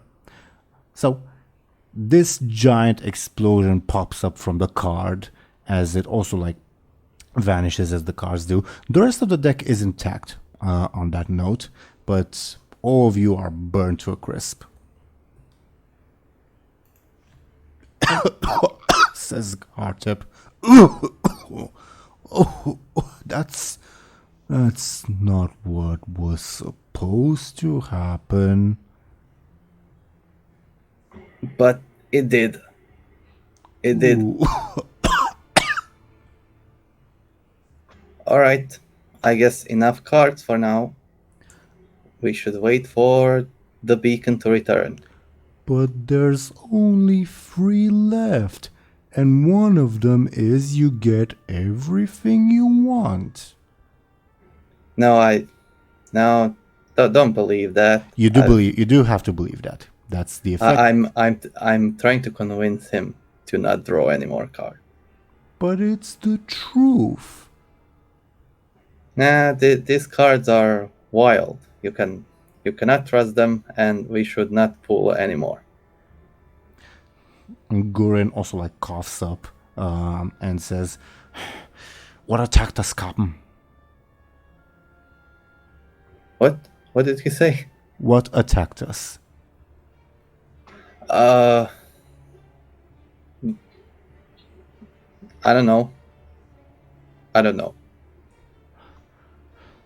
Is it the dead? Is it the spirit of me mother? Who was it? This one is quite dim, says Hardtop in common. He has his uses. Above board, what are you doing now, Bladebeard? I'll after a few minutes, I guess, I'll peek out to see what's happening on the docks. Can I get a careful from you? Lots of activity, and you think you see shining lights at one point, but it's very hard to tell. Where is Lyri going? She's going. Yeah, you do have that constant radar bleep. Let's say she seems to be going she's currently west of you, and now she's southwest of you, then southeast.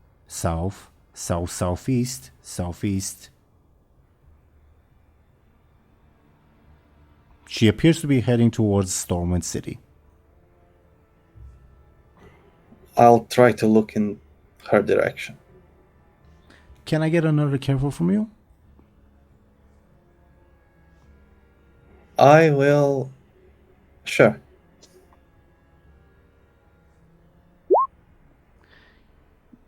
You think you spot a group of people and you think Lyri is among them? Or maybe she's following them? Like, it's clearly like her location is tied to that group of people, but you can't tell if she's like in the group or close to the group. And I don't see any purple orbs. Nope.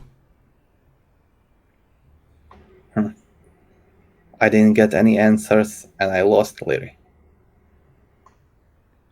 Is the beacon alright? Take a look if you want. I can't really tell. Okay, make room, please. I make room. Yeah. And Hardtep slowly gets up, still burnt to a crisp and wincing every step he takes. And I'm gonna roll Hardtep's careful.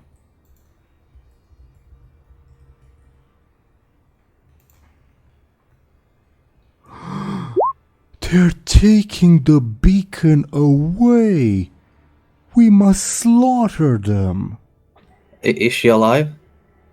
For now. What about the ogres? What ogres? Do you see any ogres? It was her mission to find them and see if they're alive. Narrows his eyes, searches for a while. No.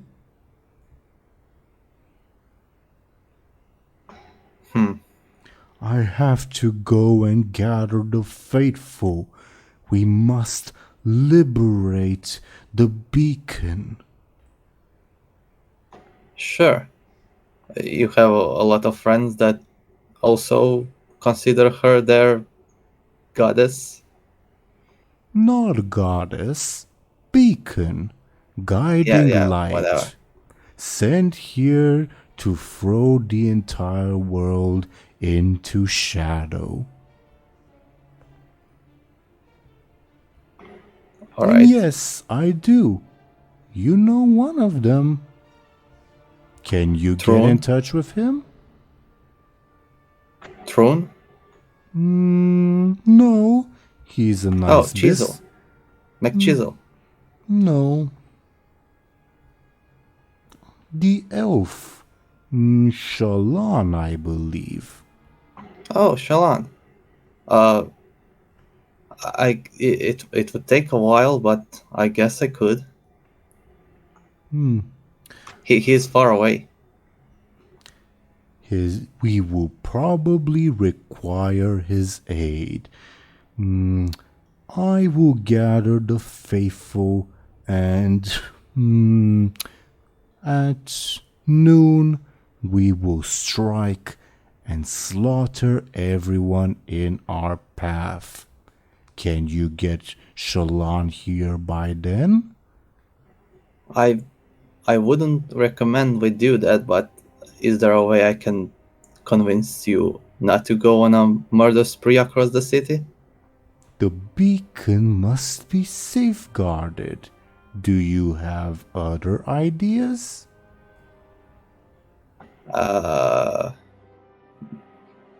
No, I guess we could be more subtle. We will slit their throats in their sleep. Perhaps best to wait for the next nightfall. Sure, yeah, that gives me more time to think. He gives you a nod, says, "We will call upon you when the time is right. May I?" He extends a hand towards you. No. But how can I call upon you if I don't put a mark on you?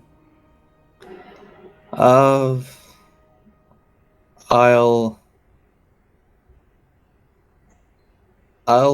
find you. Can you give me a flashy?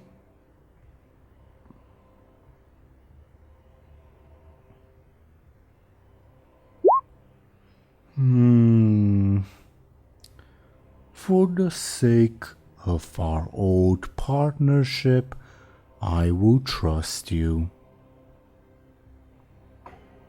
Alright. Very wise. He gives you a nod. Let the slaughter commence. He starts going back down the manhole.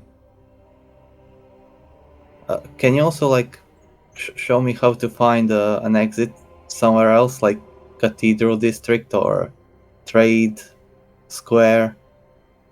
Certainly.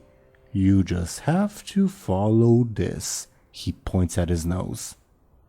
It will guide your way.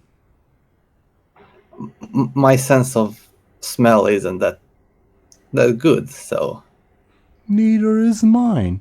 But, you know, living in the sewers for all these years, you get accustomed to stuff. Alright. I'll see you tomorrow at midnight, I guess. Shadows guide you. Yep. Shadows guide you as well. He goes back down the manhole. Gurren is still down there, by the way. Yeah, I'll also go down there. Hardtep goes down and begins walking in the direction you guys came from. Gurren just stares at you. I'll wait a bit for the turtle to go on his way, and then I'll also go into the tunnels. Okay. But before we see what you may stumble across, maybe it's a good spot to check up on Benjamin and Buhd. What do you guys think? Yep. Yeah. Okay. Thompshire and Skoll, are you guys with us? Okay. So I think that is a yes. I think so too. So you guys have just driven a Fell Reaver into the Ethereum base camp, and like after running off for a little bit, Benjamin made the frustrated decision to go towards the south in the search of this fabled Shatrath city. So do the two of you head south? Yes. Thompshire? Yep. Okay. So as you're walking across this wasteland, what's going through your guys' minds at this point? I think Buhd is just happy that they're leaving another storm, or trying to at least.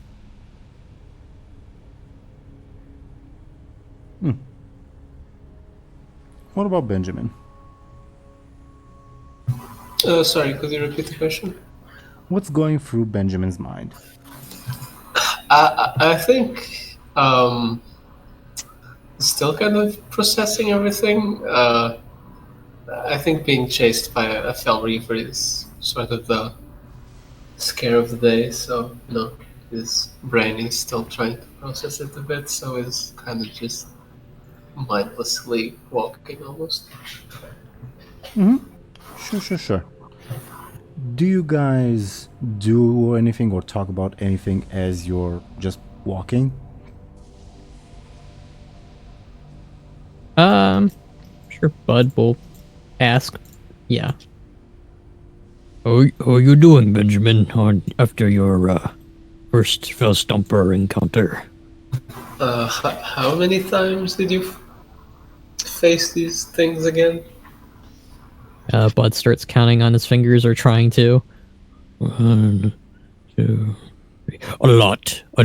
Too many times. Buhd got crushed by one real bad. Still alive, though.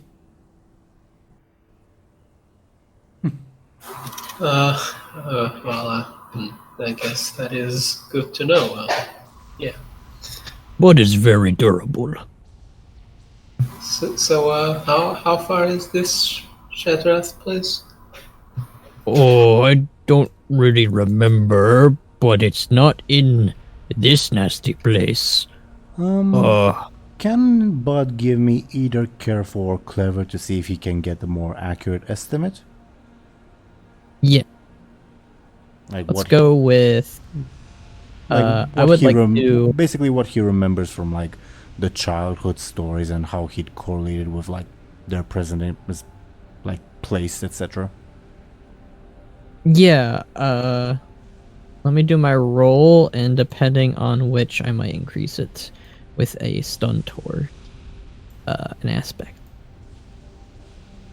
I'll do clever.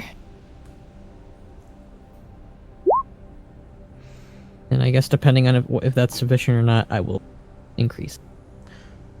Obviously, the first thing you know is whenever Shatrath City was mentioned in like your mother's stories, it was never like in relation to a purple place. Then you begin to think, oh, well, maybe the purple place is like new to Outland, like after your ogre ancestors left it already. But still, like the general like area around it doesn't really match the description in your mother's stories. Like according to your mother, it was like a place, like a forested place. It was also close to a sea and also close to some cliffs. This is just barren wasteland. And you remember, oh yeah, there was some flatlands on kind of like the other side of the planet, maybe? So you think Shatrath City is... maybe it will take you like a couple months to get there? Where we going gonna take us long time, Benjamin. Long walk. This place is very, broken compared to Mama's stories. How long is that? Bud starts counting on his fingers again. Probably a few months. Side tangent, fun little fact, because I've been getting into Warhammer lore lately. In Warhammer, orcs usually don't know how to count past 3, so anything past 3 is just lots, and I'm kind of imagining the same thing with Bud. That's a little inaccurate. That's kind of what I was going with Bud.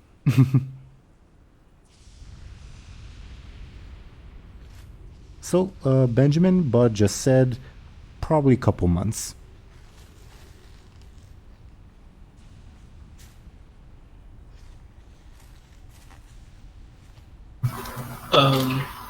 Okay, then I better figure this coordinates thing out.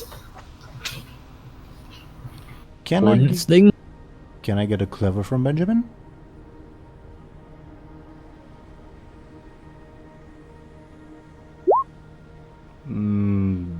You're like it. How do you don't even have a sextant on you? How are you supposed to figure out coordinates? How high would my roll need to be for it to work? At least a 4. Ooh, okay. Okay. Okay. I'll try again next time. Okay.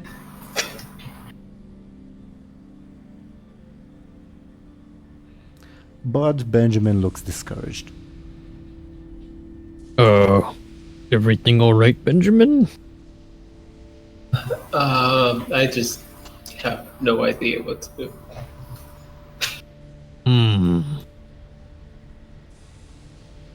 Well, but not sure either. But if we, put our heads together, I'm sure we can think of a way out of here. But for now, we should probably just get out of terrible purple place. Isn't this purple place like continent-sized? Well, yes, but I'm sure if we, we find a civilization, and then get equipment. Like Bud could get a new sword and maybe second hat just in case Bud loses first hat. We figure it out as we go along. Bud thinks. Well, I guess we can just gain some distance from that ethereal place, and maybe with some rest, I can look at this problem with a fresher outlook. Yeah, exactly. We will figure out a way out of here. If we can escape ethereals and fellstompers and demons and nasty, creepy blood elves, we can figure out anything. Well, I sure hope so, but you know, thank you both. You actually are pretty good at keeping people's spirits up. Oh, thank you. Only we had drink for spirits. Spirit drink. Well, I'm not sure that's the kind of morale we need right now, but yeah. Oh, it always keep the crew happy when we drink. Bladebeard would usually drink it all, though. But I like to imagine it tastes really good and make you happy. Not quite. It's more like a horrible sensation, and then you sort of feel unhinged. Is that the word I'm looking for? I'm not sure. Bladebeard do it a lot. Yeah, I presume so.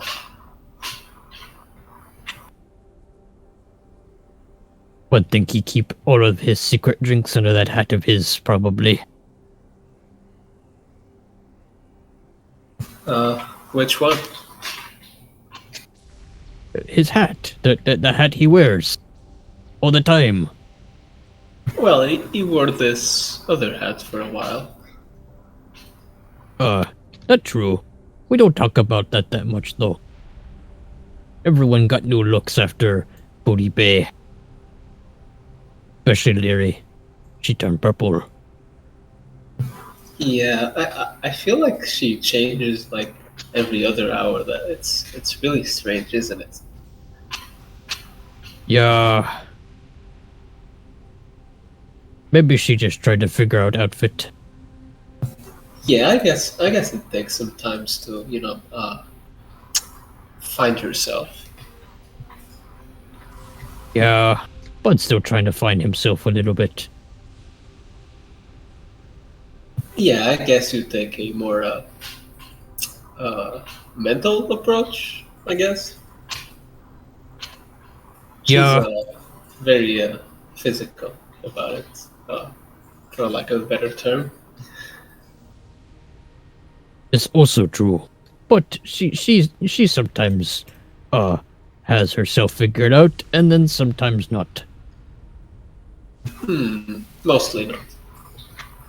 Mostly not, but she probably okay. Probably.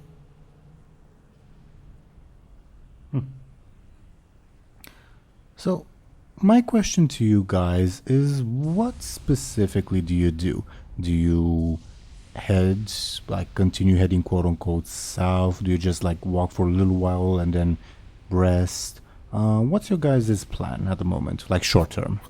I guess just, sort of walking south, and if we spot her, in relative terms, a nice place to rest, with stop. Okay. Yeah. I feel like Bud would look for civilization while they're traveling. Just in case. Then, can I get a careful from either of you, whoever might be looking? A Benjamin stunt would apply. From both of us? Either. Like, you can also roll if you'd like. Okay. Benjamin, Bud, you're probably like still hurting from like the passing swing the Fell River took at you guys. Benjamin, you're more observant of like your environment, but it's just dust and wasteland and rocks. Boring. Yeah. I will say. Actually, no. That is the roll is slightly insufficient. So, really, you can just use rocks as cover, but not much else.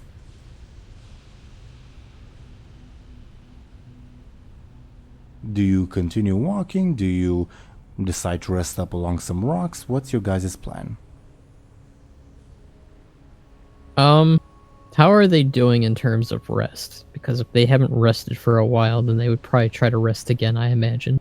In the past, like, 24 hours, let's say, you've had like 4 hours of sleep. No, that's not too bad for Bud. It's not too bad, but not too great either. I'd say Bud would continue for now, just because the Fell Reaver really, drove his gears, I guess, in terms of wanting to get the hell out of here as fast as possible. Even if that's going to take a few months, apparently. Sure. What about Benjamin?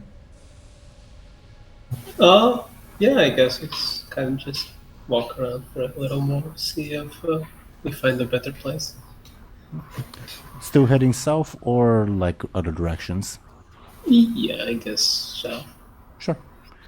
Then I will roll on the random encounter table. No! Oh no. Please no Fell Reaver, please no Fell Reaver. Please. I don't think that's a Fell Reaver. Okay. I hope that's great. Oh, that's a good thing, yes. Khadgar will come flying in. Is a griffin from the Harbinger's short and save us. If only. So, as you're walking, Benjamin, you receive a sending from Kyrie. She says, and I'll paste it to the Discord in a little bit. She says, "Hey, I talked to Teiri. She's not happy with you guys. The Nether Dragon said you're blood oath tricksters. Still, she said she'll help." And as she says that, you hear a dragon roar in the distance. Funnily enough, the random encounter that I rolled was Teiri herself. Oh god. Is that a friend? Does it sound the same as the Nether Drakes?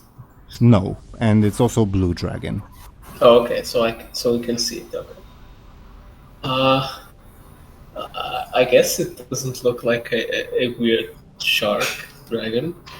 Shark dragon. Oh, that sounds cool. I want a shark dragon. That'd be perfect for Bud. This Bud's so sea-based. So, you see this blue dragon roaming in the distance, and you just received this message from Kyrie. You do remember that you can also reply to her. Okay. And yeah, with this blue dragon roaming, what do you guys do? Do you try to get its attention, or on the contrary, do you hide? Is there any like distinguishing features, like how like Straz has like jewelry in her horns or whatever? Give me a second, because I'm gonna have to look up Teiri Gosa on like Wowpedia.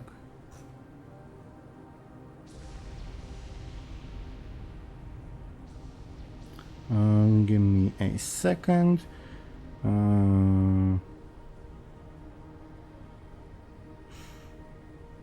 No, nothing really particularly distinguishing other than the fact that it's a blue dragon.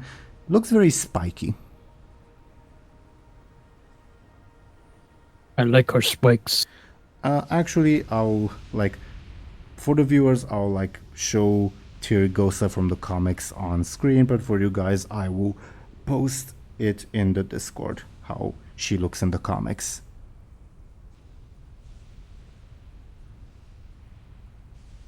Except imagine her as blue.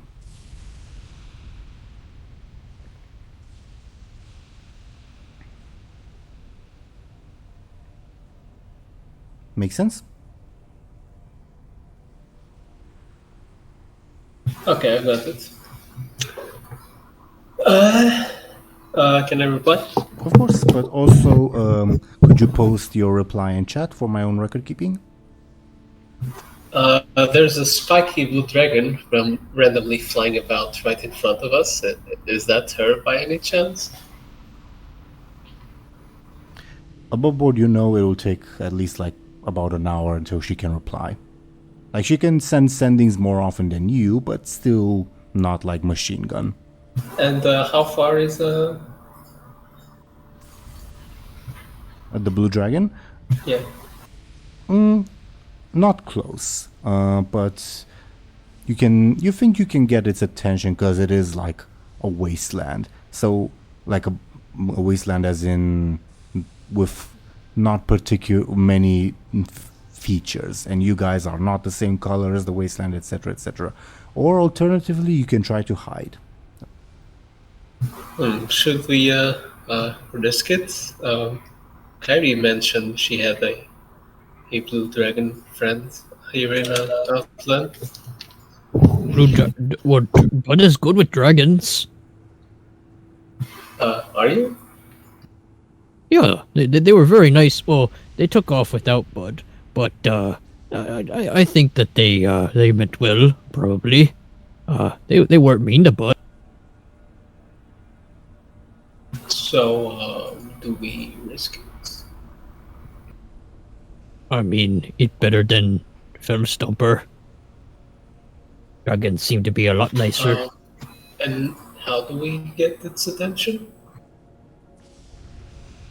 Buhd can shout really loud.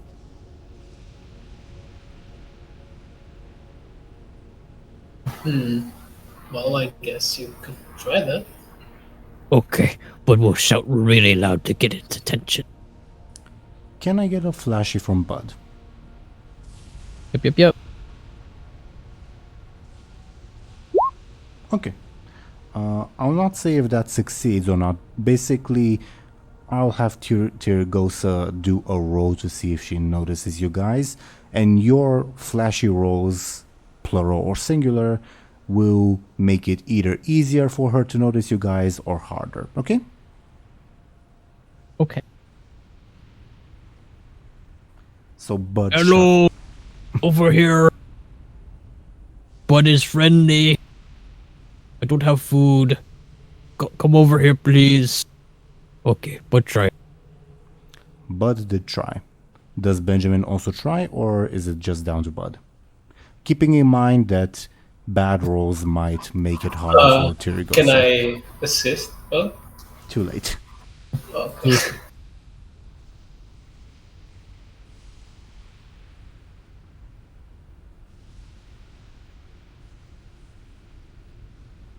So does Benjamin also try, or shall we just have her roll?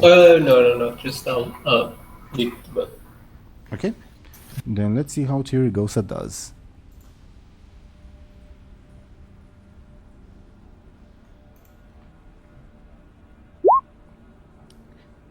After Buhd roars, she turns her head in your guys' direction and veers towards you guys almost aggressively.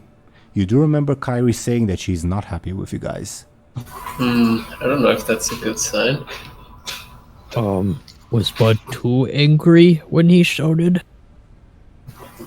Can an ogre be not angry when he shouts? Buhd thought so.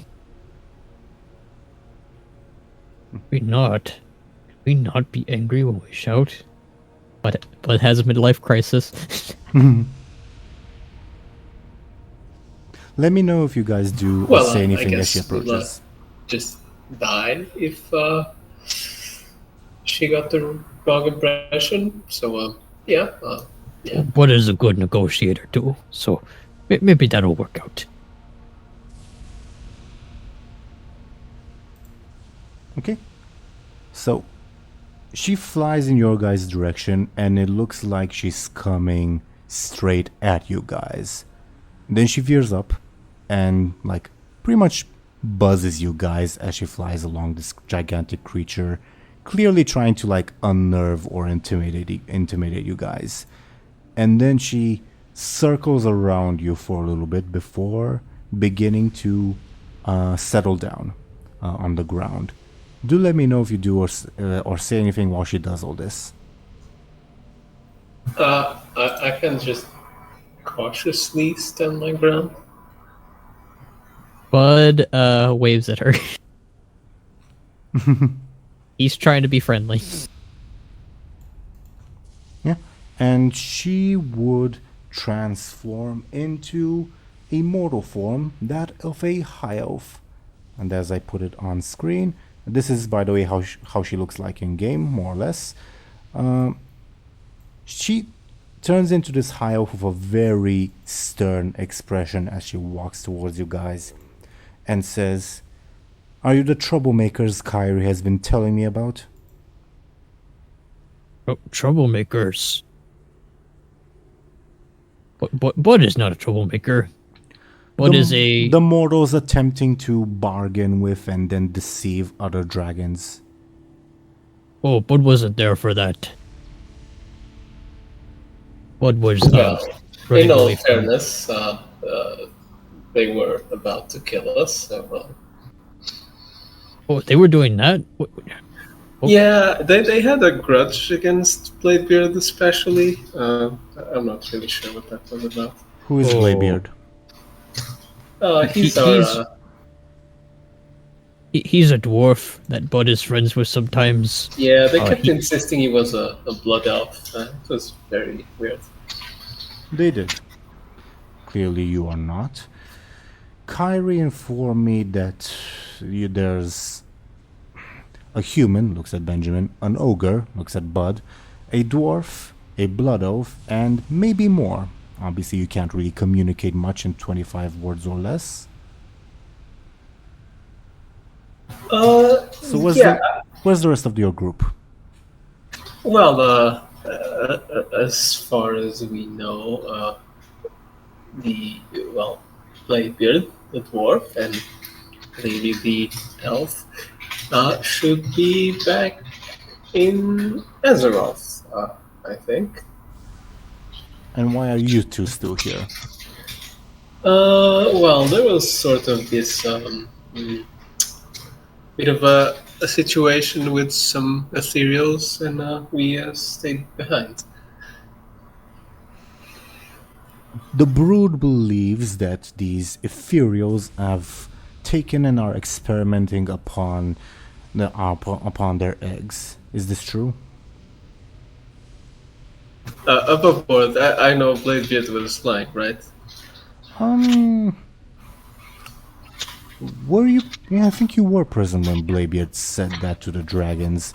Yeah, I think you'd know that Bladebeard was lying, cause well, probably like you're 80% sure he was lying, cause as far as you know, you don't know how he could have gotten that information, but that 20% doubt is still there. Like, maybe he knows from, like, the next... I mean, Bladebeard is like a notorious liar, isn't it? Like, more than 95%. Sure, but what I'm saying is that you're not 100% sure if he's lying. Sure. You can determine the percentages yourself. Well, that's most likely a lie. By our friend Bladebeard. You are not making a good impression, I'll tell you that much. Your group, I mean. Well, I just rather not lie like he did. And that is appreciated, but to be perfectly frank, well, I just don't trust you. No offense. Well, you can trust Bud. Bud isn't a liar. She says nothing. Well, that is all fair game, to be honest. Yeah, these wastelands are kind of a harsh place to be in general, so I guess Bladebeard might have said some things that, he thought might get him out of a sticky situation. I want to hear your story from your side. The truth. The Buhd obviously has its own point of view on what happened, but they don't have as much experience with you as Rothian mortals as I do. Where should I even start? Your involvement with the events in the Netherstorm will be sufficient. I don't require your backstory. Your life story, rather. Well, essentially, our friend Lyri had some sort of epiphany that she wanted to go back home. The Blood Oath? Yes. But she somehow ended up in the Netherstorm of all places. How? You'd have to ask the details to her because I'm not really sure how that happened. Are you telling the truth in that regard? I believe so. Stares at you. Continue. Well, anyways, the good friends we are, we decided to go after her and rescue her somehow. So, there we all are, in this purple wasteland. And as we were going about, some of your Nether Drake friends come by and insist on kidnapping us. So, Taking you into custody for questioning. Yeah, okay. I insisted to our party mates that we should let ourselves be taken and not fight back. What was left behind? Stares at you. What's your involvement with the local Blood Oaths? Well, since they were gonna gonna kill Bladebeard, maybe, probably, a blood elf that was captured as well by them just teleported us away to their base. Why did she teleport you as well? Why not just take herself? Why even take Lyri, you said her name was? Why even take her? Well, apparently they had some sort of connection to Lyri. I'm not sure how deep that is, but I don't know, maybe they saw some potential in us or whatever. You realize that answer isn't particularly convincing or informative, makes you seem more suspicious. Well, can I just continue the story? Go on. So we get teleported to their base, but of course, soon enough we find out they are not the most pleasant people. So, after some altercations and Bladebeard being in contact with some ethereal person. Bladebeard is a dwarf?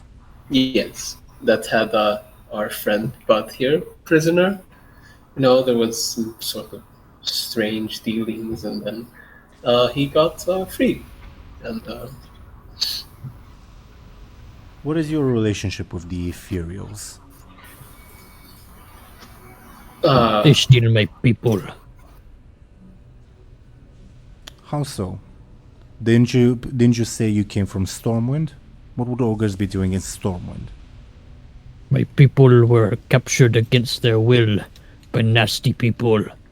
So Buhd saved them and rescued them, and Stormwind people were going to help Buhd sail his people home.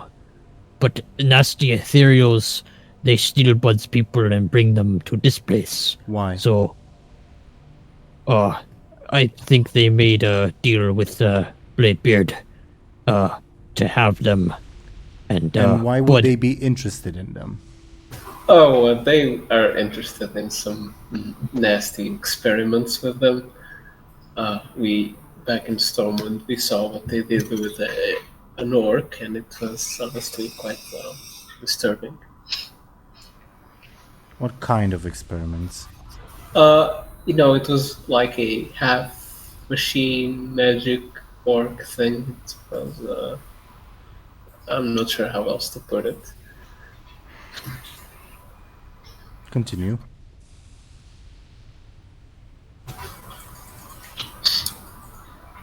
Well, as I mentioned, there were some strange dealings with Buhd and freeing the ogres that, honestly, I wasn't particularly involved in, so I can't speak much to that. But point is, after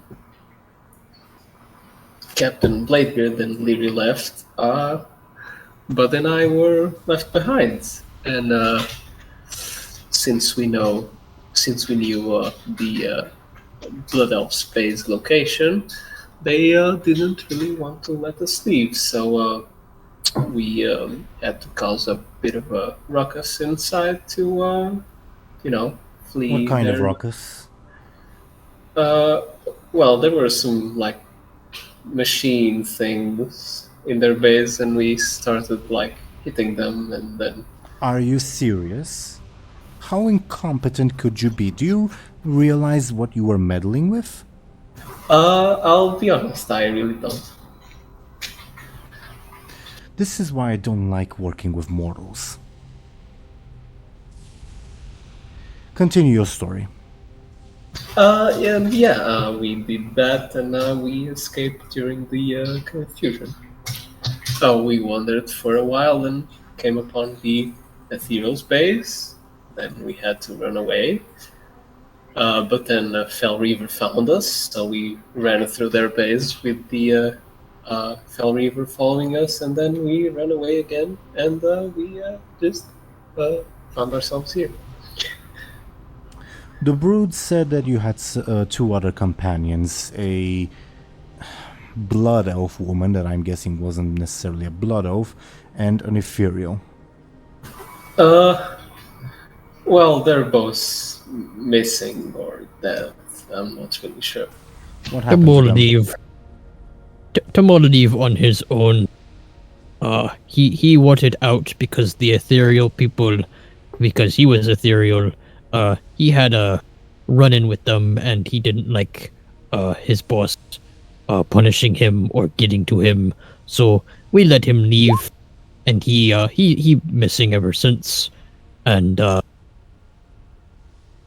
Teia, she got captured by the Fel Reaver we just run from. Don't know what happened to her.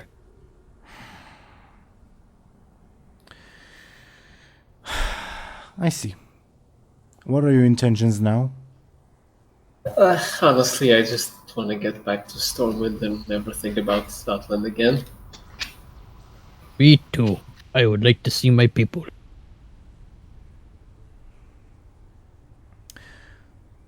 The way I see it, either I help take you back to Stormwind, which would be easy enough of a task for me. You people are clearly meddlers and are, quite frankly, unwelcome here by any and all parties, I think.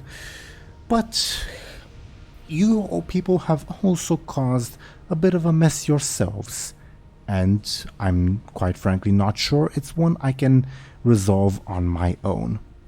Plus, there's also the matter of your two missing companions. If you're not here, how am I supposed to know them, to find them? Well, we don't really know how to find them either.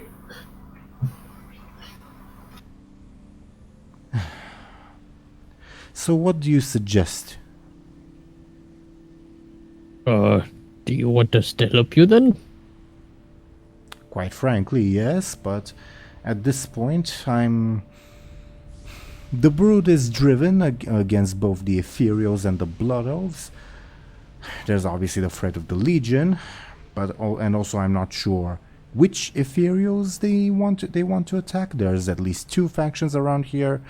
There's a general mess, and well, I would use whatever information you can provide to untangle the mess. I Well, think we could help her out, I Benjamin.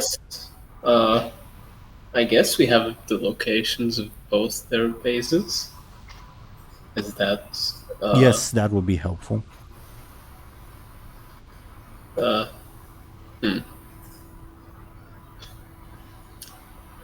How would I even communicate that, by the way? Above board, like the Mana Forge is easy enough to spot because it's a landmark that, like, you can see for miles around. It's easy to point. Oh, the Blood Elves are over there. As for the Ethereals, but because of his a careful roll that he got last session, where he like was able to establish, oh yeah, that's north, that's south, that's east, that's west, Buhd would probably be able to provide an accurate enough description of, oh, it's like in relation to, like, say, the Mana Forge, it's east, southeast by these by this amount of coordinates, these amount of miles, etc., etc. Then I guess we do just that. Sure. And then she would say, do you have any involvement with the Consortium or the Protectorate? The other Ethereals? The purple ones or the normal ones? Not purple, I think. I don't think we've met them. We'll try. They don't answer the Buhd at the door. Did you have any involvement with the demons? Buhd was captured by them. Nasty. They were And very how are mean you to Buhd. how are you still alive? My friends saved me. I'm not entirely sure how I'm not dead either sometimes. She looks at you like unamused by your comment, like very, very deadpan.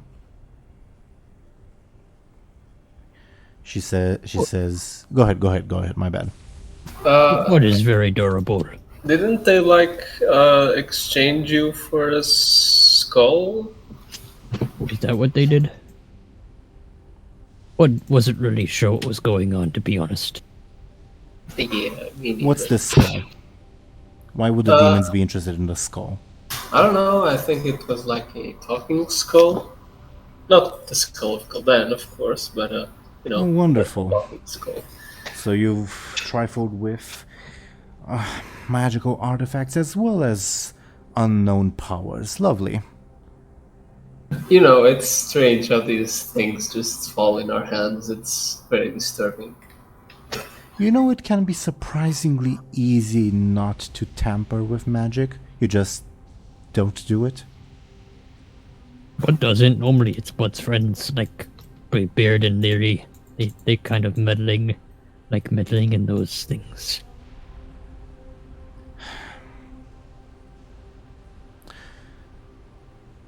So, how are these demons involved? How's the Burning Legion involved in this whole thing? Are they connected to the Ethereals, the elves, or are they just? I their think own? they're the elves sort of work for them, but they don't really have the best work ethic between them. It's kind of subservient, I think. Lovely. Have you had any encounters with agents from Shatrath City, Aldor or Scryer or which else? Oh, we wish, but we've only been finding nasty characters since we've been here.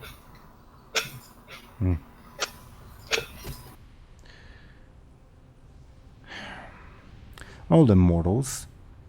What should be our next course of action? If you want to help, I am willing to accept your help, but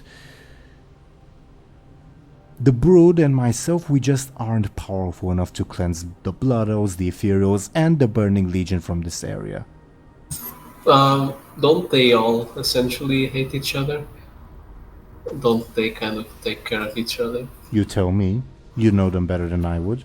Well, I've been here for like half a day, so I'm not really sure of the geopolitical, going about. We did leave elves in really nasty situation, so they probably not doing so good.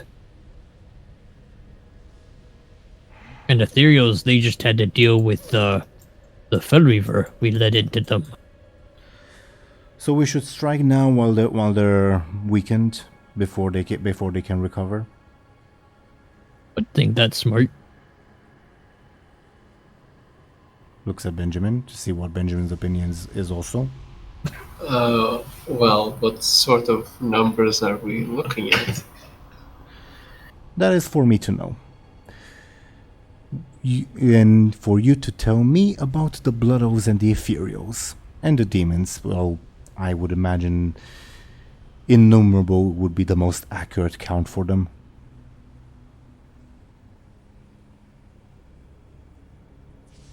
So, how many Blood Elves are there? How many Ephemerals are there? How many Blood Elves did I see at least personally? Give me a careful, and the careful can apply to like both Blood Elves and Ephemerals.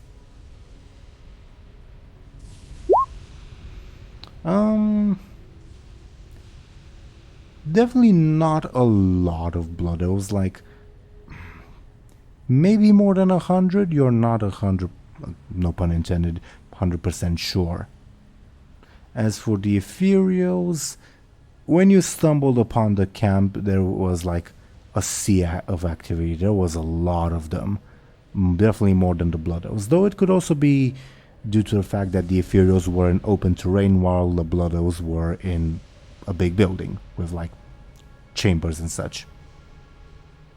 Okay. As for like a rough estimate of like ethereal numbers, definitely more than 100. Maybe less than 500 probably, but more than 100. Okay.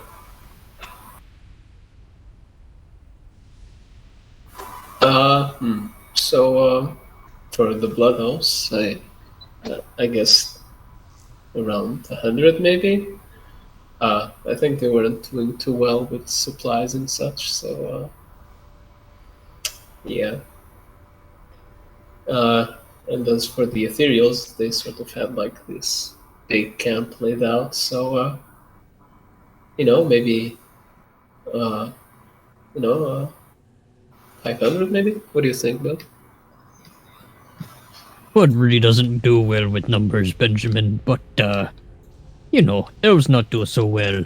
Ethereals, they probably dealing with the dust of Fellstumper. Demons are too much. They a lot. Fellstomper? Big mechanical monster that scream at Bud. Ah, a Fell Reaver. You encountered one? Multiple times. Bud. And how are you still alive? Yeah, Bud really not sure. Bud got stomped on and is still here, so Bud very durable. You forgive me for being suspicious of that. It okay. It a lot for Bud sometimes. And if you were to assist us in taking care of these menaces, how would you be going about it? Well, weren't you like a warlord, but don't you have like some strategical insight on? A warlord? Well, that's a complicated matter, but Bud used to be warlord, and then Bud got betrayed by Brick and fellow ogre brethren, and Bud lose his memory, and sometimes it hurts to think, but Bud was once warlord and sometimes can remember past.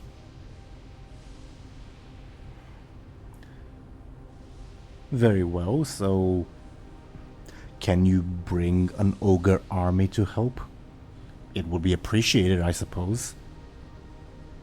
Well, my people were taken back to Azeroth, and they in the care of Lyri and Bladebeard. So we would have to go back to Azeroth. Well, they've been enslaved for a while, so dragging them into a war doesn't seem particularly nice. Then again, I ask, what can you do to help? I have cannon. Yes, very shiny. Looks at Benjamin, like deadpan. Well, I can't really do much aside from, just personal help, I guess. We don't really have any armies at our disposal.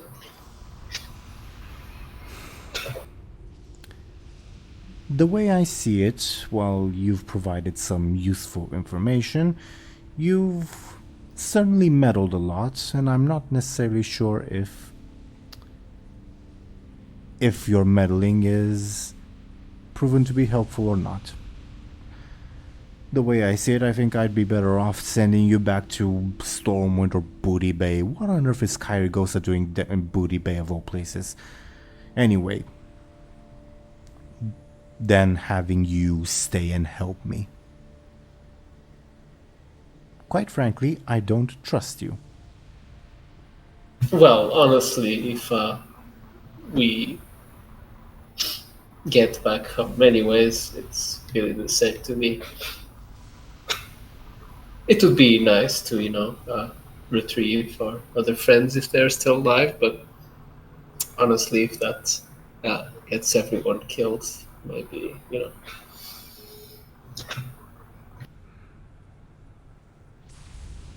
I see.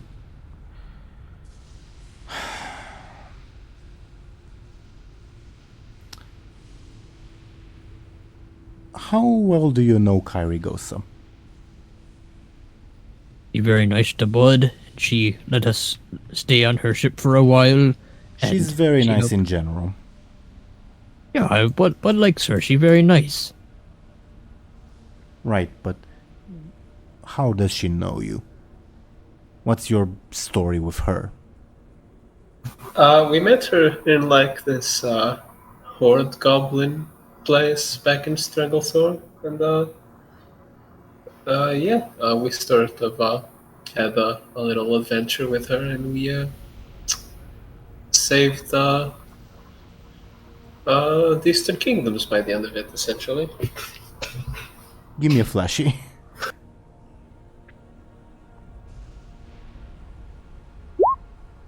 She rolls her eyes. Oh, maybe I'm exaggerating a bit. We saved Buhd Bay at least. Right.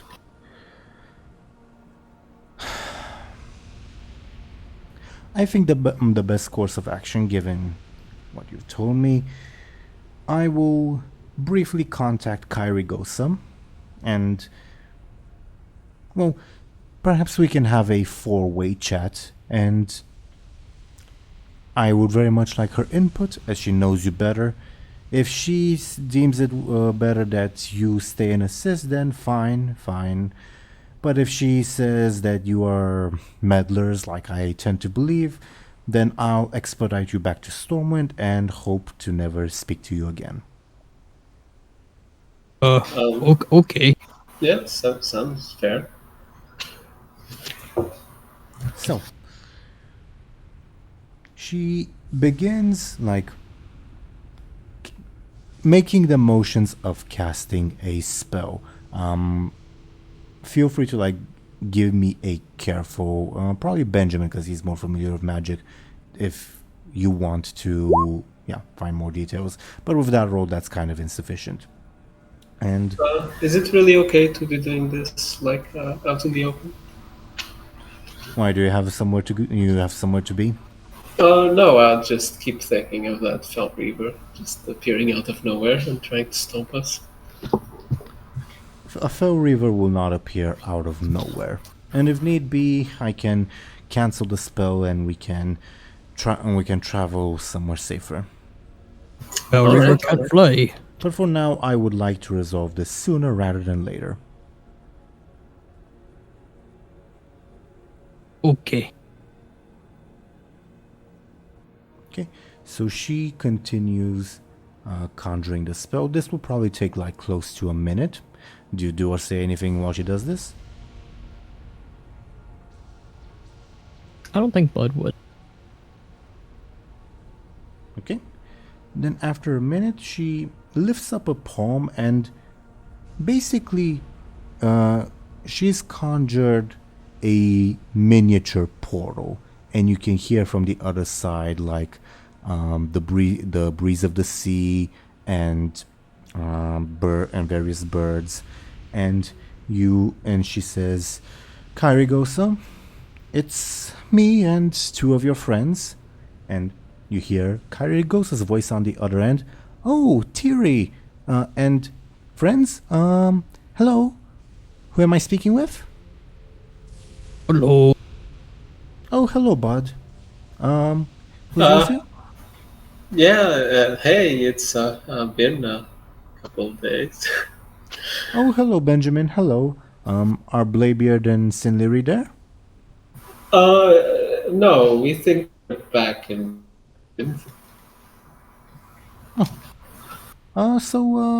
What's up? Is this a social call? And Tygosa says, sort of plainly, "I need you to establish whether these mortals can truly aid me, or if we're better off sending them back to Stormwind." And she says, "Oh, they're plenty helpful. They've certainly pulled their share of heroics in Stranglethorn, but what are they supposed to help with? A demonic invasion, a group of Sunfury Blood Elves experimenting with the Nether, and Ephemerals tampering with the Void." Kairigosa says, that sounds complicated." "Indeed." And she says, "Oh, well, Buhd maybe not so much, but Benjamin, how much do you know about Fel and the Void?" says Kairigosa. Well, about Hell, I don't really know a lot, and about Void, well, you know what happened that one time, right? Right. And Tyrigosa says, "That one time? No need to concern yourself with it, dear Teeironor. But anything else regarding that maybe you can know?" Well, I'm not really sure of anything else that could help in this situation. "Not particularly convincing," says Tyri goes over tea. Well, they're plenty capable fighters, and they do have experience dealing with overpowered magical entities. Tyri looks at you like, "Is this true?" I kind of just nod. All right. Took down those fell orcs that we did that in Buhd Bay. They say two of their friends are missing. A human looks at Benjamin. A sort of dead female human, and an ethereal. "Oh, Tomo. That was the name, right?" Yeah. Well, maybe he. Well, I didn't really know him for long. I guess you'd know him better. And dead woman? Yeah, it's sort of like Bladebeard's girlfriend, I think. Oh, then I guess you should stay to find her and recover her, or at least get Bladebeard to do that. Well, she kind of mentioned killing everyone in Stormwind or exploding it or something like that. I'm not really sure. Then maybe don't? Yeah, it's a bit of a weird situation. Tyri goes aside, and Kyrie says, "Well, look, for me, they've got a vote of confidence. They've helped you resolve a situation that, well, they kind of caused. But, well, I'm sure there'll be plenty of help. And, well, maybe do you want me to come and help? No need." And Tyri goes over tea, hangs up. No, I was about to ask something. Well, can you give me a flashy? Maybe she'd notice your expression and not hang up. Sure. I guess she didn't. Sure. So she hangs up on Kyrie and says, "I'm still not particularly convinced. Seems you have a habit of solving problems that you've already caused, and that you're not much better for anything else." Mm-hmm. Though I could be biased.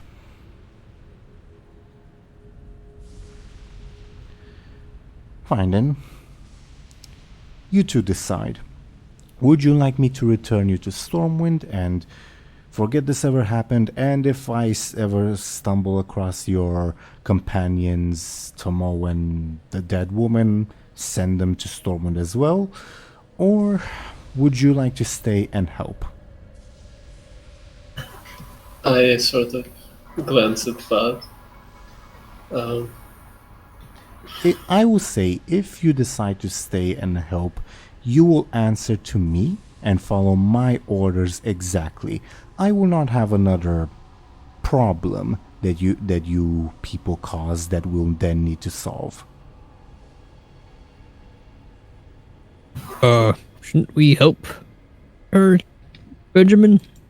Well, are you okay with leaving your ogres in Stormwind with just Bladebeard and Lyri? Well, Or, if you want, I can send you to Stormwind and then provide you with a recall so that all 3, 4, however many of you can come to help. She shrugs, sort of like an exasperated shrug. good check on my ogres, and we could get some food and rest and supplies to help fight better. Yeah, knowing those two, there's probably some confusing stuff going back home. So can we give an answer when we've had a chance to talk with them? Very well. Do you know any long-range communication spells? Well, I know that sending spell thing. Very well. Let me know your answer in 12 hours at most. If what you say is true, we will need to move quickly. Well, that sounds fair to me, right, bud? It sounds fair to Bud too. That way we can get some rest, and get our friends, and Bud can check on his ogres. So where would you like me to teleport you to Stormwind? I know there's a mage academy, I know there's a keep, I know there's a harbor. Not too sure about the other locations though. They were at the harbor last, right? Near there? Right, but when we were at the Arbor, it was closed off, so maybe if we teleport there, we get arrested, and that would be very pleasant. And the people at the Mage Academy don't particularly like us, so... I can also take you to the escorts, not escorts, outskirts. When you mentioned the keep, where exactly is that? Like inside? The throne room. Oh, okay, that might be a bit flashy. Well, I guess the outskirts will do then. Very well. Looks at Bud to see if Bud also agrees. I think Bud would nod, yeah. Then she would begin conjuring a portal, and this time it'll only take like 10 seconds. The miniature portal was probably a more complex spell. And she opens the portal, and you can see the like, if I were to move, say, Gurin's token, it would probably open up to like around this part of Stormwind that you'll be able to see through. And she says, remember, ascending spell, or alternatively, I will send you in 10 hours, let's say. Alright then. And try not to meddle with magics that you are unfamiliar with. It tends to go badly. Well, it's fixed itself so far, so... Bud doesn't touch magic. Good. Maybe you should follow your ogre friend's example. Hurry up, the portal won't stay open for long. I hurry into the portal. Bye-bye, Storm of Nethers. Terrible place. But alright, but going in. And yeah, you guys find selves on the outskirts of Stormwind, where Gurin's token is. Bud takes a very deep breath, because he strangely missed this place. I do the same. Clean, fresh air. No, relatively speaking. Don't know why Bud's people live on that planet. Very nasty. Yeah, I definitely start to get why the orcs came here. Would agree. But we have friends together, and my ogres, so we can help our new dragon friend. Yeah, now the real problem will be finding them. But don't worry about that. Where they go, trouble follows. Kinda like us, but more. Yeah, I guess we should check the place the ogres were being held in. Maybe that's where they'll be, maybe. Well, hopefully everything okay. I mean, they did visit us in Netherstorm, so they're probably okay, I think. Still kind of confusing. Yeah, it would be a shame if one of them fell and was turned into a zombie for a random reason.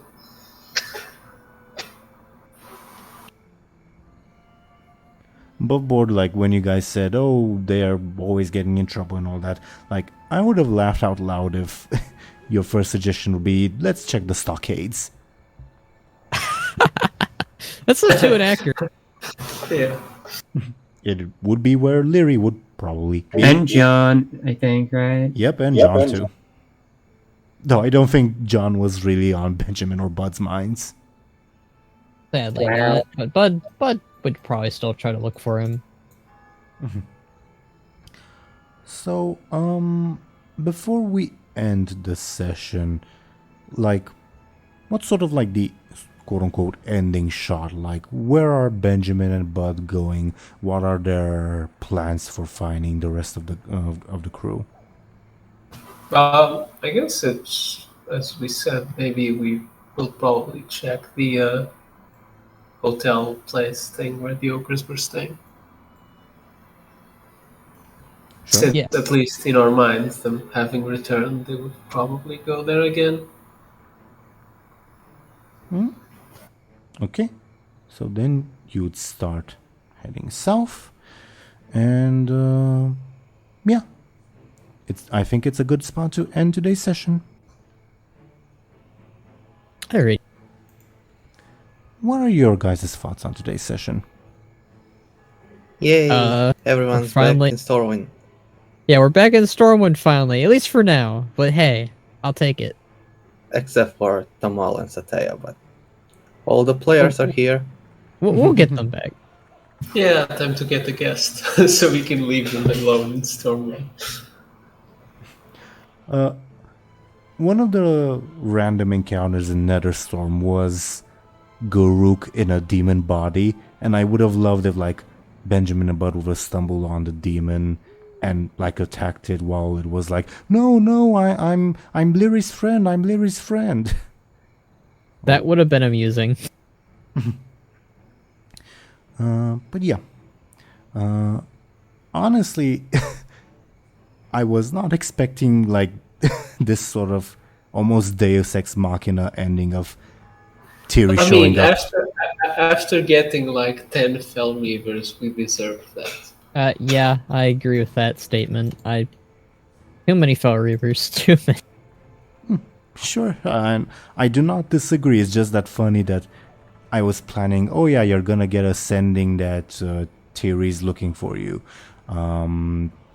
But, and like immediately as you got it, the dice said, oh yeah, Thierry shows up. I'll take it. I will gladly take it. I honestly thought a roll 20 was going to be a really bad thing, like a Mega Fel Reaver or something, like a Fel Reaver with 4 arms, like Jonah Grievous styled, but no, we're thankfully it was something nice for once. I mean, she's mad at us, but I'll take it. Yeah. Above board, she is a lore character. First appeared in like the Sunlow trilogy, and then in the Shadowpoint duology, which is like a comic that deals with like the Nether Dragons of Outland, which I quite like it, to be honest. And she's an NPC in Burning Crusade in the Netherstorm, and she shows up in the Dragon Soul raid, of all places. Oh, really? Huh. She's basically the one like teleporting the players around. Interesting. I didn't know that. She might appear in Dragonflight. She might. I haven't been keeping up with Dragonflight, so I can't comment. She's a dragon, so why not? Maybe. I haven't seen anything yet, but then again, the expansion hasn't happened yet, so I don't know. I mean, a big part of her story, like, she's basically Kalagos's ex-fiancé.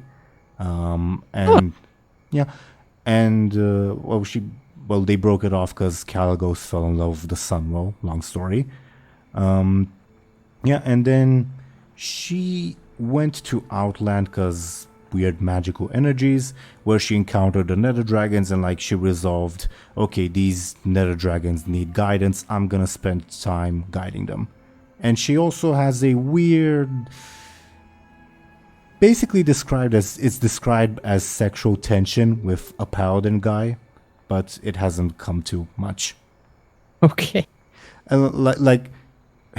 They interviewed Richard Knack, like, are Tyri Ghost and this paladin guy in a relationship? And Richard Knack said, they're in this weird sexual tension, and that's where this relationship is gonna stay. Okay. Yeah, and funnily enough, the paladin is a human, and she finds humans to be ugly.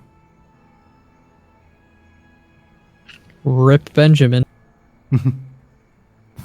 Well, that's probably for the best, because I have a very dangerous aspect. You do? Yeah.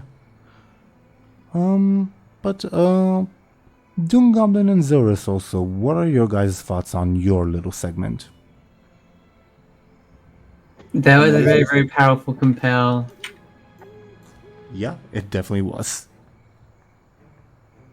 I feel like I could have stopped them from killing any ogres even if I didn't do that, but I understand why I was compelled. You do? I thought it would be fun. Yeah, I thought DoomGoblin's reason was for fun, not necessarily because he wanted to save ogres. Okay.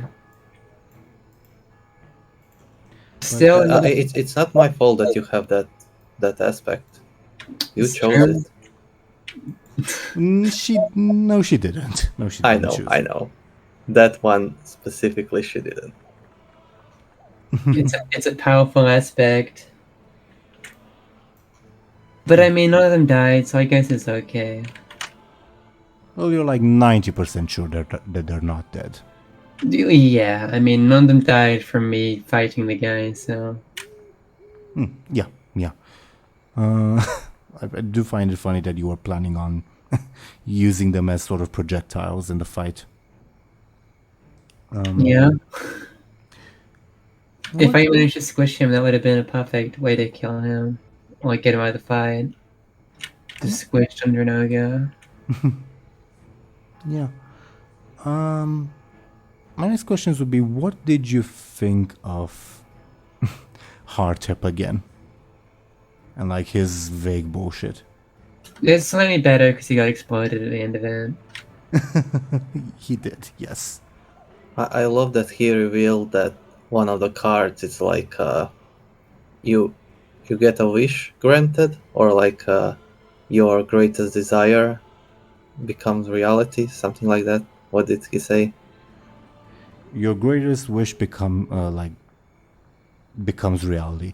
Though I will say that's what Hardtip believes, and that's what you believe. And if you ever repeat this information to anyone else, they will believe that because it's the effect of the card Hardtip pulled. All right, I'm just gonna assume that one of the three cards that are left is one that makes you rich, one is that gives you one wish, and there is another one that's probably very bad.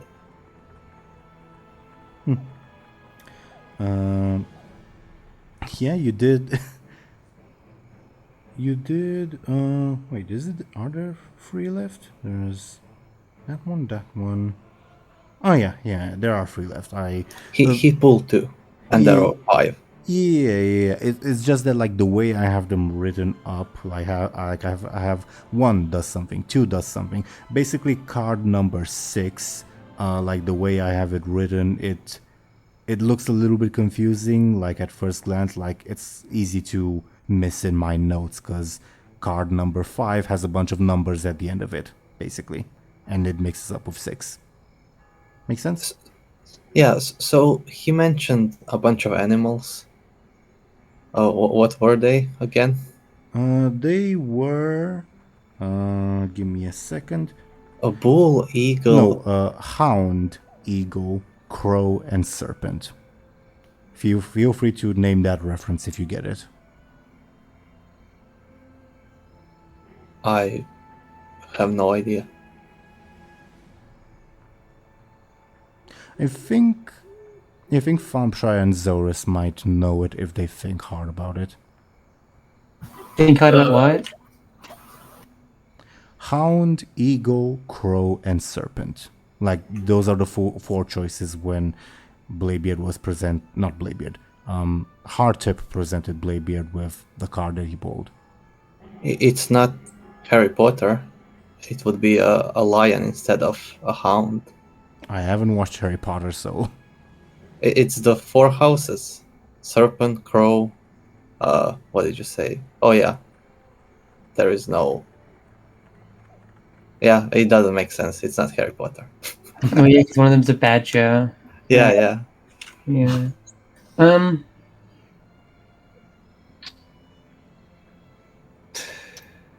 I mean, you guys don't have to answer. I'm fine with leaving it vague. It's just that I think Zelris and Thompshire are familiar with like the universe that inspired me to make this reference, so that's why they might know it. And I guess it could provide a slight hint as to what the hell it means. Can you drop a hint? I mentioned that universe today. Oh, it's Warhammer, right? Yep. Is it the Chaos Gods or whatever? Yep. Bam. Yep. And Serpent is the equivalent of Slanesh, aka it's a piece of information that would involve desire and like Oh no, the turtle one is gonna turn into a sex demon. Not what I meant. Rather, like the Tortolan pulled a card that provided a piece of information, and I offered the 4 options. And apparently the piece of information is related to something desirable or a drive towards perfection or something. Hotep's gonna start making that noise like from the infamous video. The infamous turtle video on YouTube. Oh yeah, I know Yeah. what you're talking about. If you know, you know. Yep. So fun stuff. Lots of fun stuff. I'm in jail. Not very fun.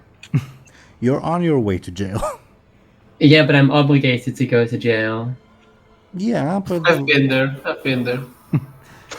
maybe Bladebeard will stumble on you, or Hardtip will, or maybe Benjamin and Buhd. Who knows? Yeah, but the compellers, I'm compelled to at least go to jail. So Sure. no matter who stumbles into me, I have to at least go in the stockades. It makes sense that upstanding citizen would do that. I guess. Yeah.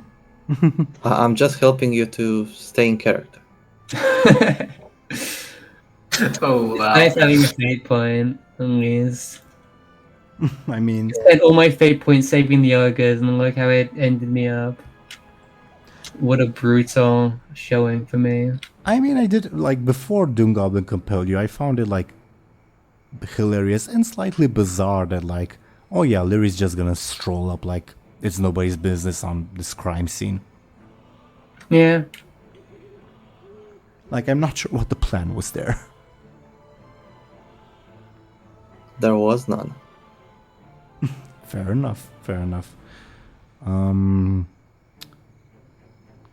I'm trying to think what else happened on the Bladebeard and Lyri front that we haven't mentioned in this little post discussion. I don't even know what's going on there anymore. It's so crazy. I think that's literally all we did. We went in the caves to the harbor, and then we did that, and then. Oh, I guess any thoughts on Hardtip's connection with Shallan, I guess? I think Shallan should be freed, and he should leave happy and unbound from evil void things. They should free my mans from Aaran. What did he call Shallan? Purple elf that, like, shrivels up when darkness comes. I thought there was something like the You called beacon him or something. The faithful. Yeah. The faithful isn't just referring to Shallan. Shallan is one of them, but not the only faithful, according to Hardtip. Make of that as you will. Yeah, that's what I'm thinking about. So Hardtip and Shallan are like a part of some group, maybe. Shallan probably unknowingly, according to, like, how you know him to be. As to the Benjamin and Buhd front, Thompshire, what were you going to ask Kyrie out of curiosity? Oh, I was just gonna ask if everyone back on the ship was okay. Ah. Because that's kind of been eating at the back of his mind for a while. Yeah. Not, 25 words. Yeah, I guess we'll have to leave that as a cliffhanger. But I will say Kyrie probably won't be sending you sendings for the next while because she thinks, oh yeah, problem solved. So you'd probably have to... When I get the free sending spell, I guess I'll ask. Yeah, you'd get it in like 2 to 3 hours, about the same time Lyri would get it. I guess we'll see who, if any, you'd send to. Teeironor with a T asked that you send her, but obviously you're not obligated to. Out of curiosity, DoomGoblin and Zelris, you don't have to commit to this, obviously, but hypothetically, if Benjamin and Buhd come up to you guys and explain there's a mess in the Thunderstorm, we have to help the Blue Dragon, etc. Would you agree to go and help? No, probably not. Maybe if they mention that Satea is still there and alive. No one cares about tomorrow, okay. Wow, how romantic. Yeah, come on, I guess. Lyri's all set on killing the Silver Mane. She doesn't care about Neverstone right now. I mean, you have 12 hours to kill Clovis. I mean, Yeah, I'm in jail right now, so... I mean, he's the type of guy to show up in jail and just make fun of you. Wow. And well, again, you guys don't have to commit to this answer, Hey, obviously. and maybe you'll be bunkmates with Endor. Endor. Yeah, With who? Sorry? with Endor. That'll be fun, I guess. Lyri will kill him in prison to get a free fate point, or whatever, a free major milestone.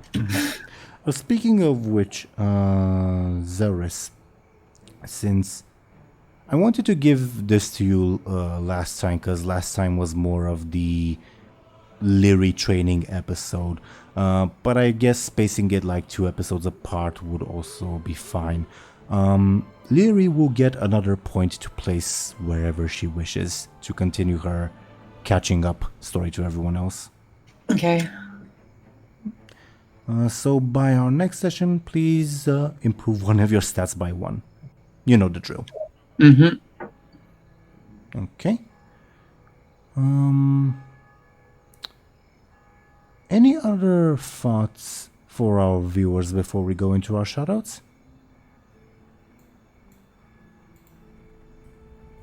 Hashtag free Lyri. She did nothing wrong. War criminal. By the way, yeah, technically, when Lyri was asked, did you kill all those people? And she said yes, because she's an upstanding citizen. Technically, she could have said no and still remained in the bounds of the compel, because that was technically the Void killing people, not her. Rip. Yes. But she's going to jail anyway. Who cares? Sure. Well, dear viewers, thank you once again for watching and listening to us. Let's see what these lovely people are up to, starting, according to the dice, with DoomGoblin. Could you please go ahead and talk about yourself, tell us what you're doing, etc., etc.? Yeah, hi. It's me, DoomGoblin. And when I'm not compelling Lyri to do stupid things, I'm drawing stuff. I draw pictures. He draw good. He draw very good. Thank you very much, DoomGoblin. Do check him out. He is absolutely awesome. Next, we would have the other half of the Stormwind crew, well, at least until the end of the session, Zelris. Could you please go ahead and talk about yourself? Tell us what you're doing. Hi, I'm Zelris. I make WoW Machinima occasionally, sometimes. And sometimes renders, and sometimes other things on YouTube or Twitter or wherever. That's about it. Maybe a wrestling coming out soon, who knows. That's it, bye. I mean, do check her out. Her work is absolutely awesome. You can see a little sample of it on screen. Thank you very much, Zelris. Next, we would have the owner of the channel you are watching this on, Sir Thompshire. Could you please go ahead and talk about yourself and what you are doing? Sure. Already on my channel, so I presume you know what I do. Yeah, you can also find me on Twitter, where I sometimes post sneak peeks or renders, or just be an inactive Twitter user, as has been for some time. But maybe some things will pop up, maybe they won't. So be there to find out. Be there indeed. Thank you very much, Thompshire. Next, we would have Skoll Shorties.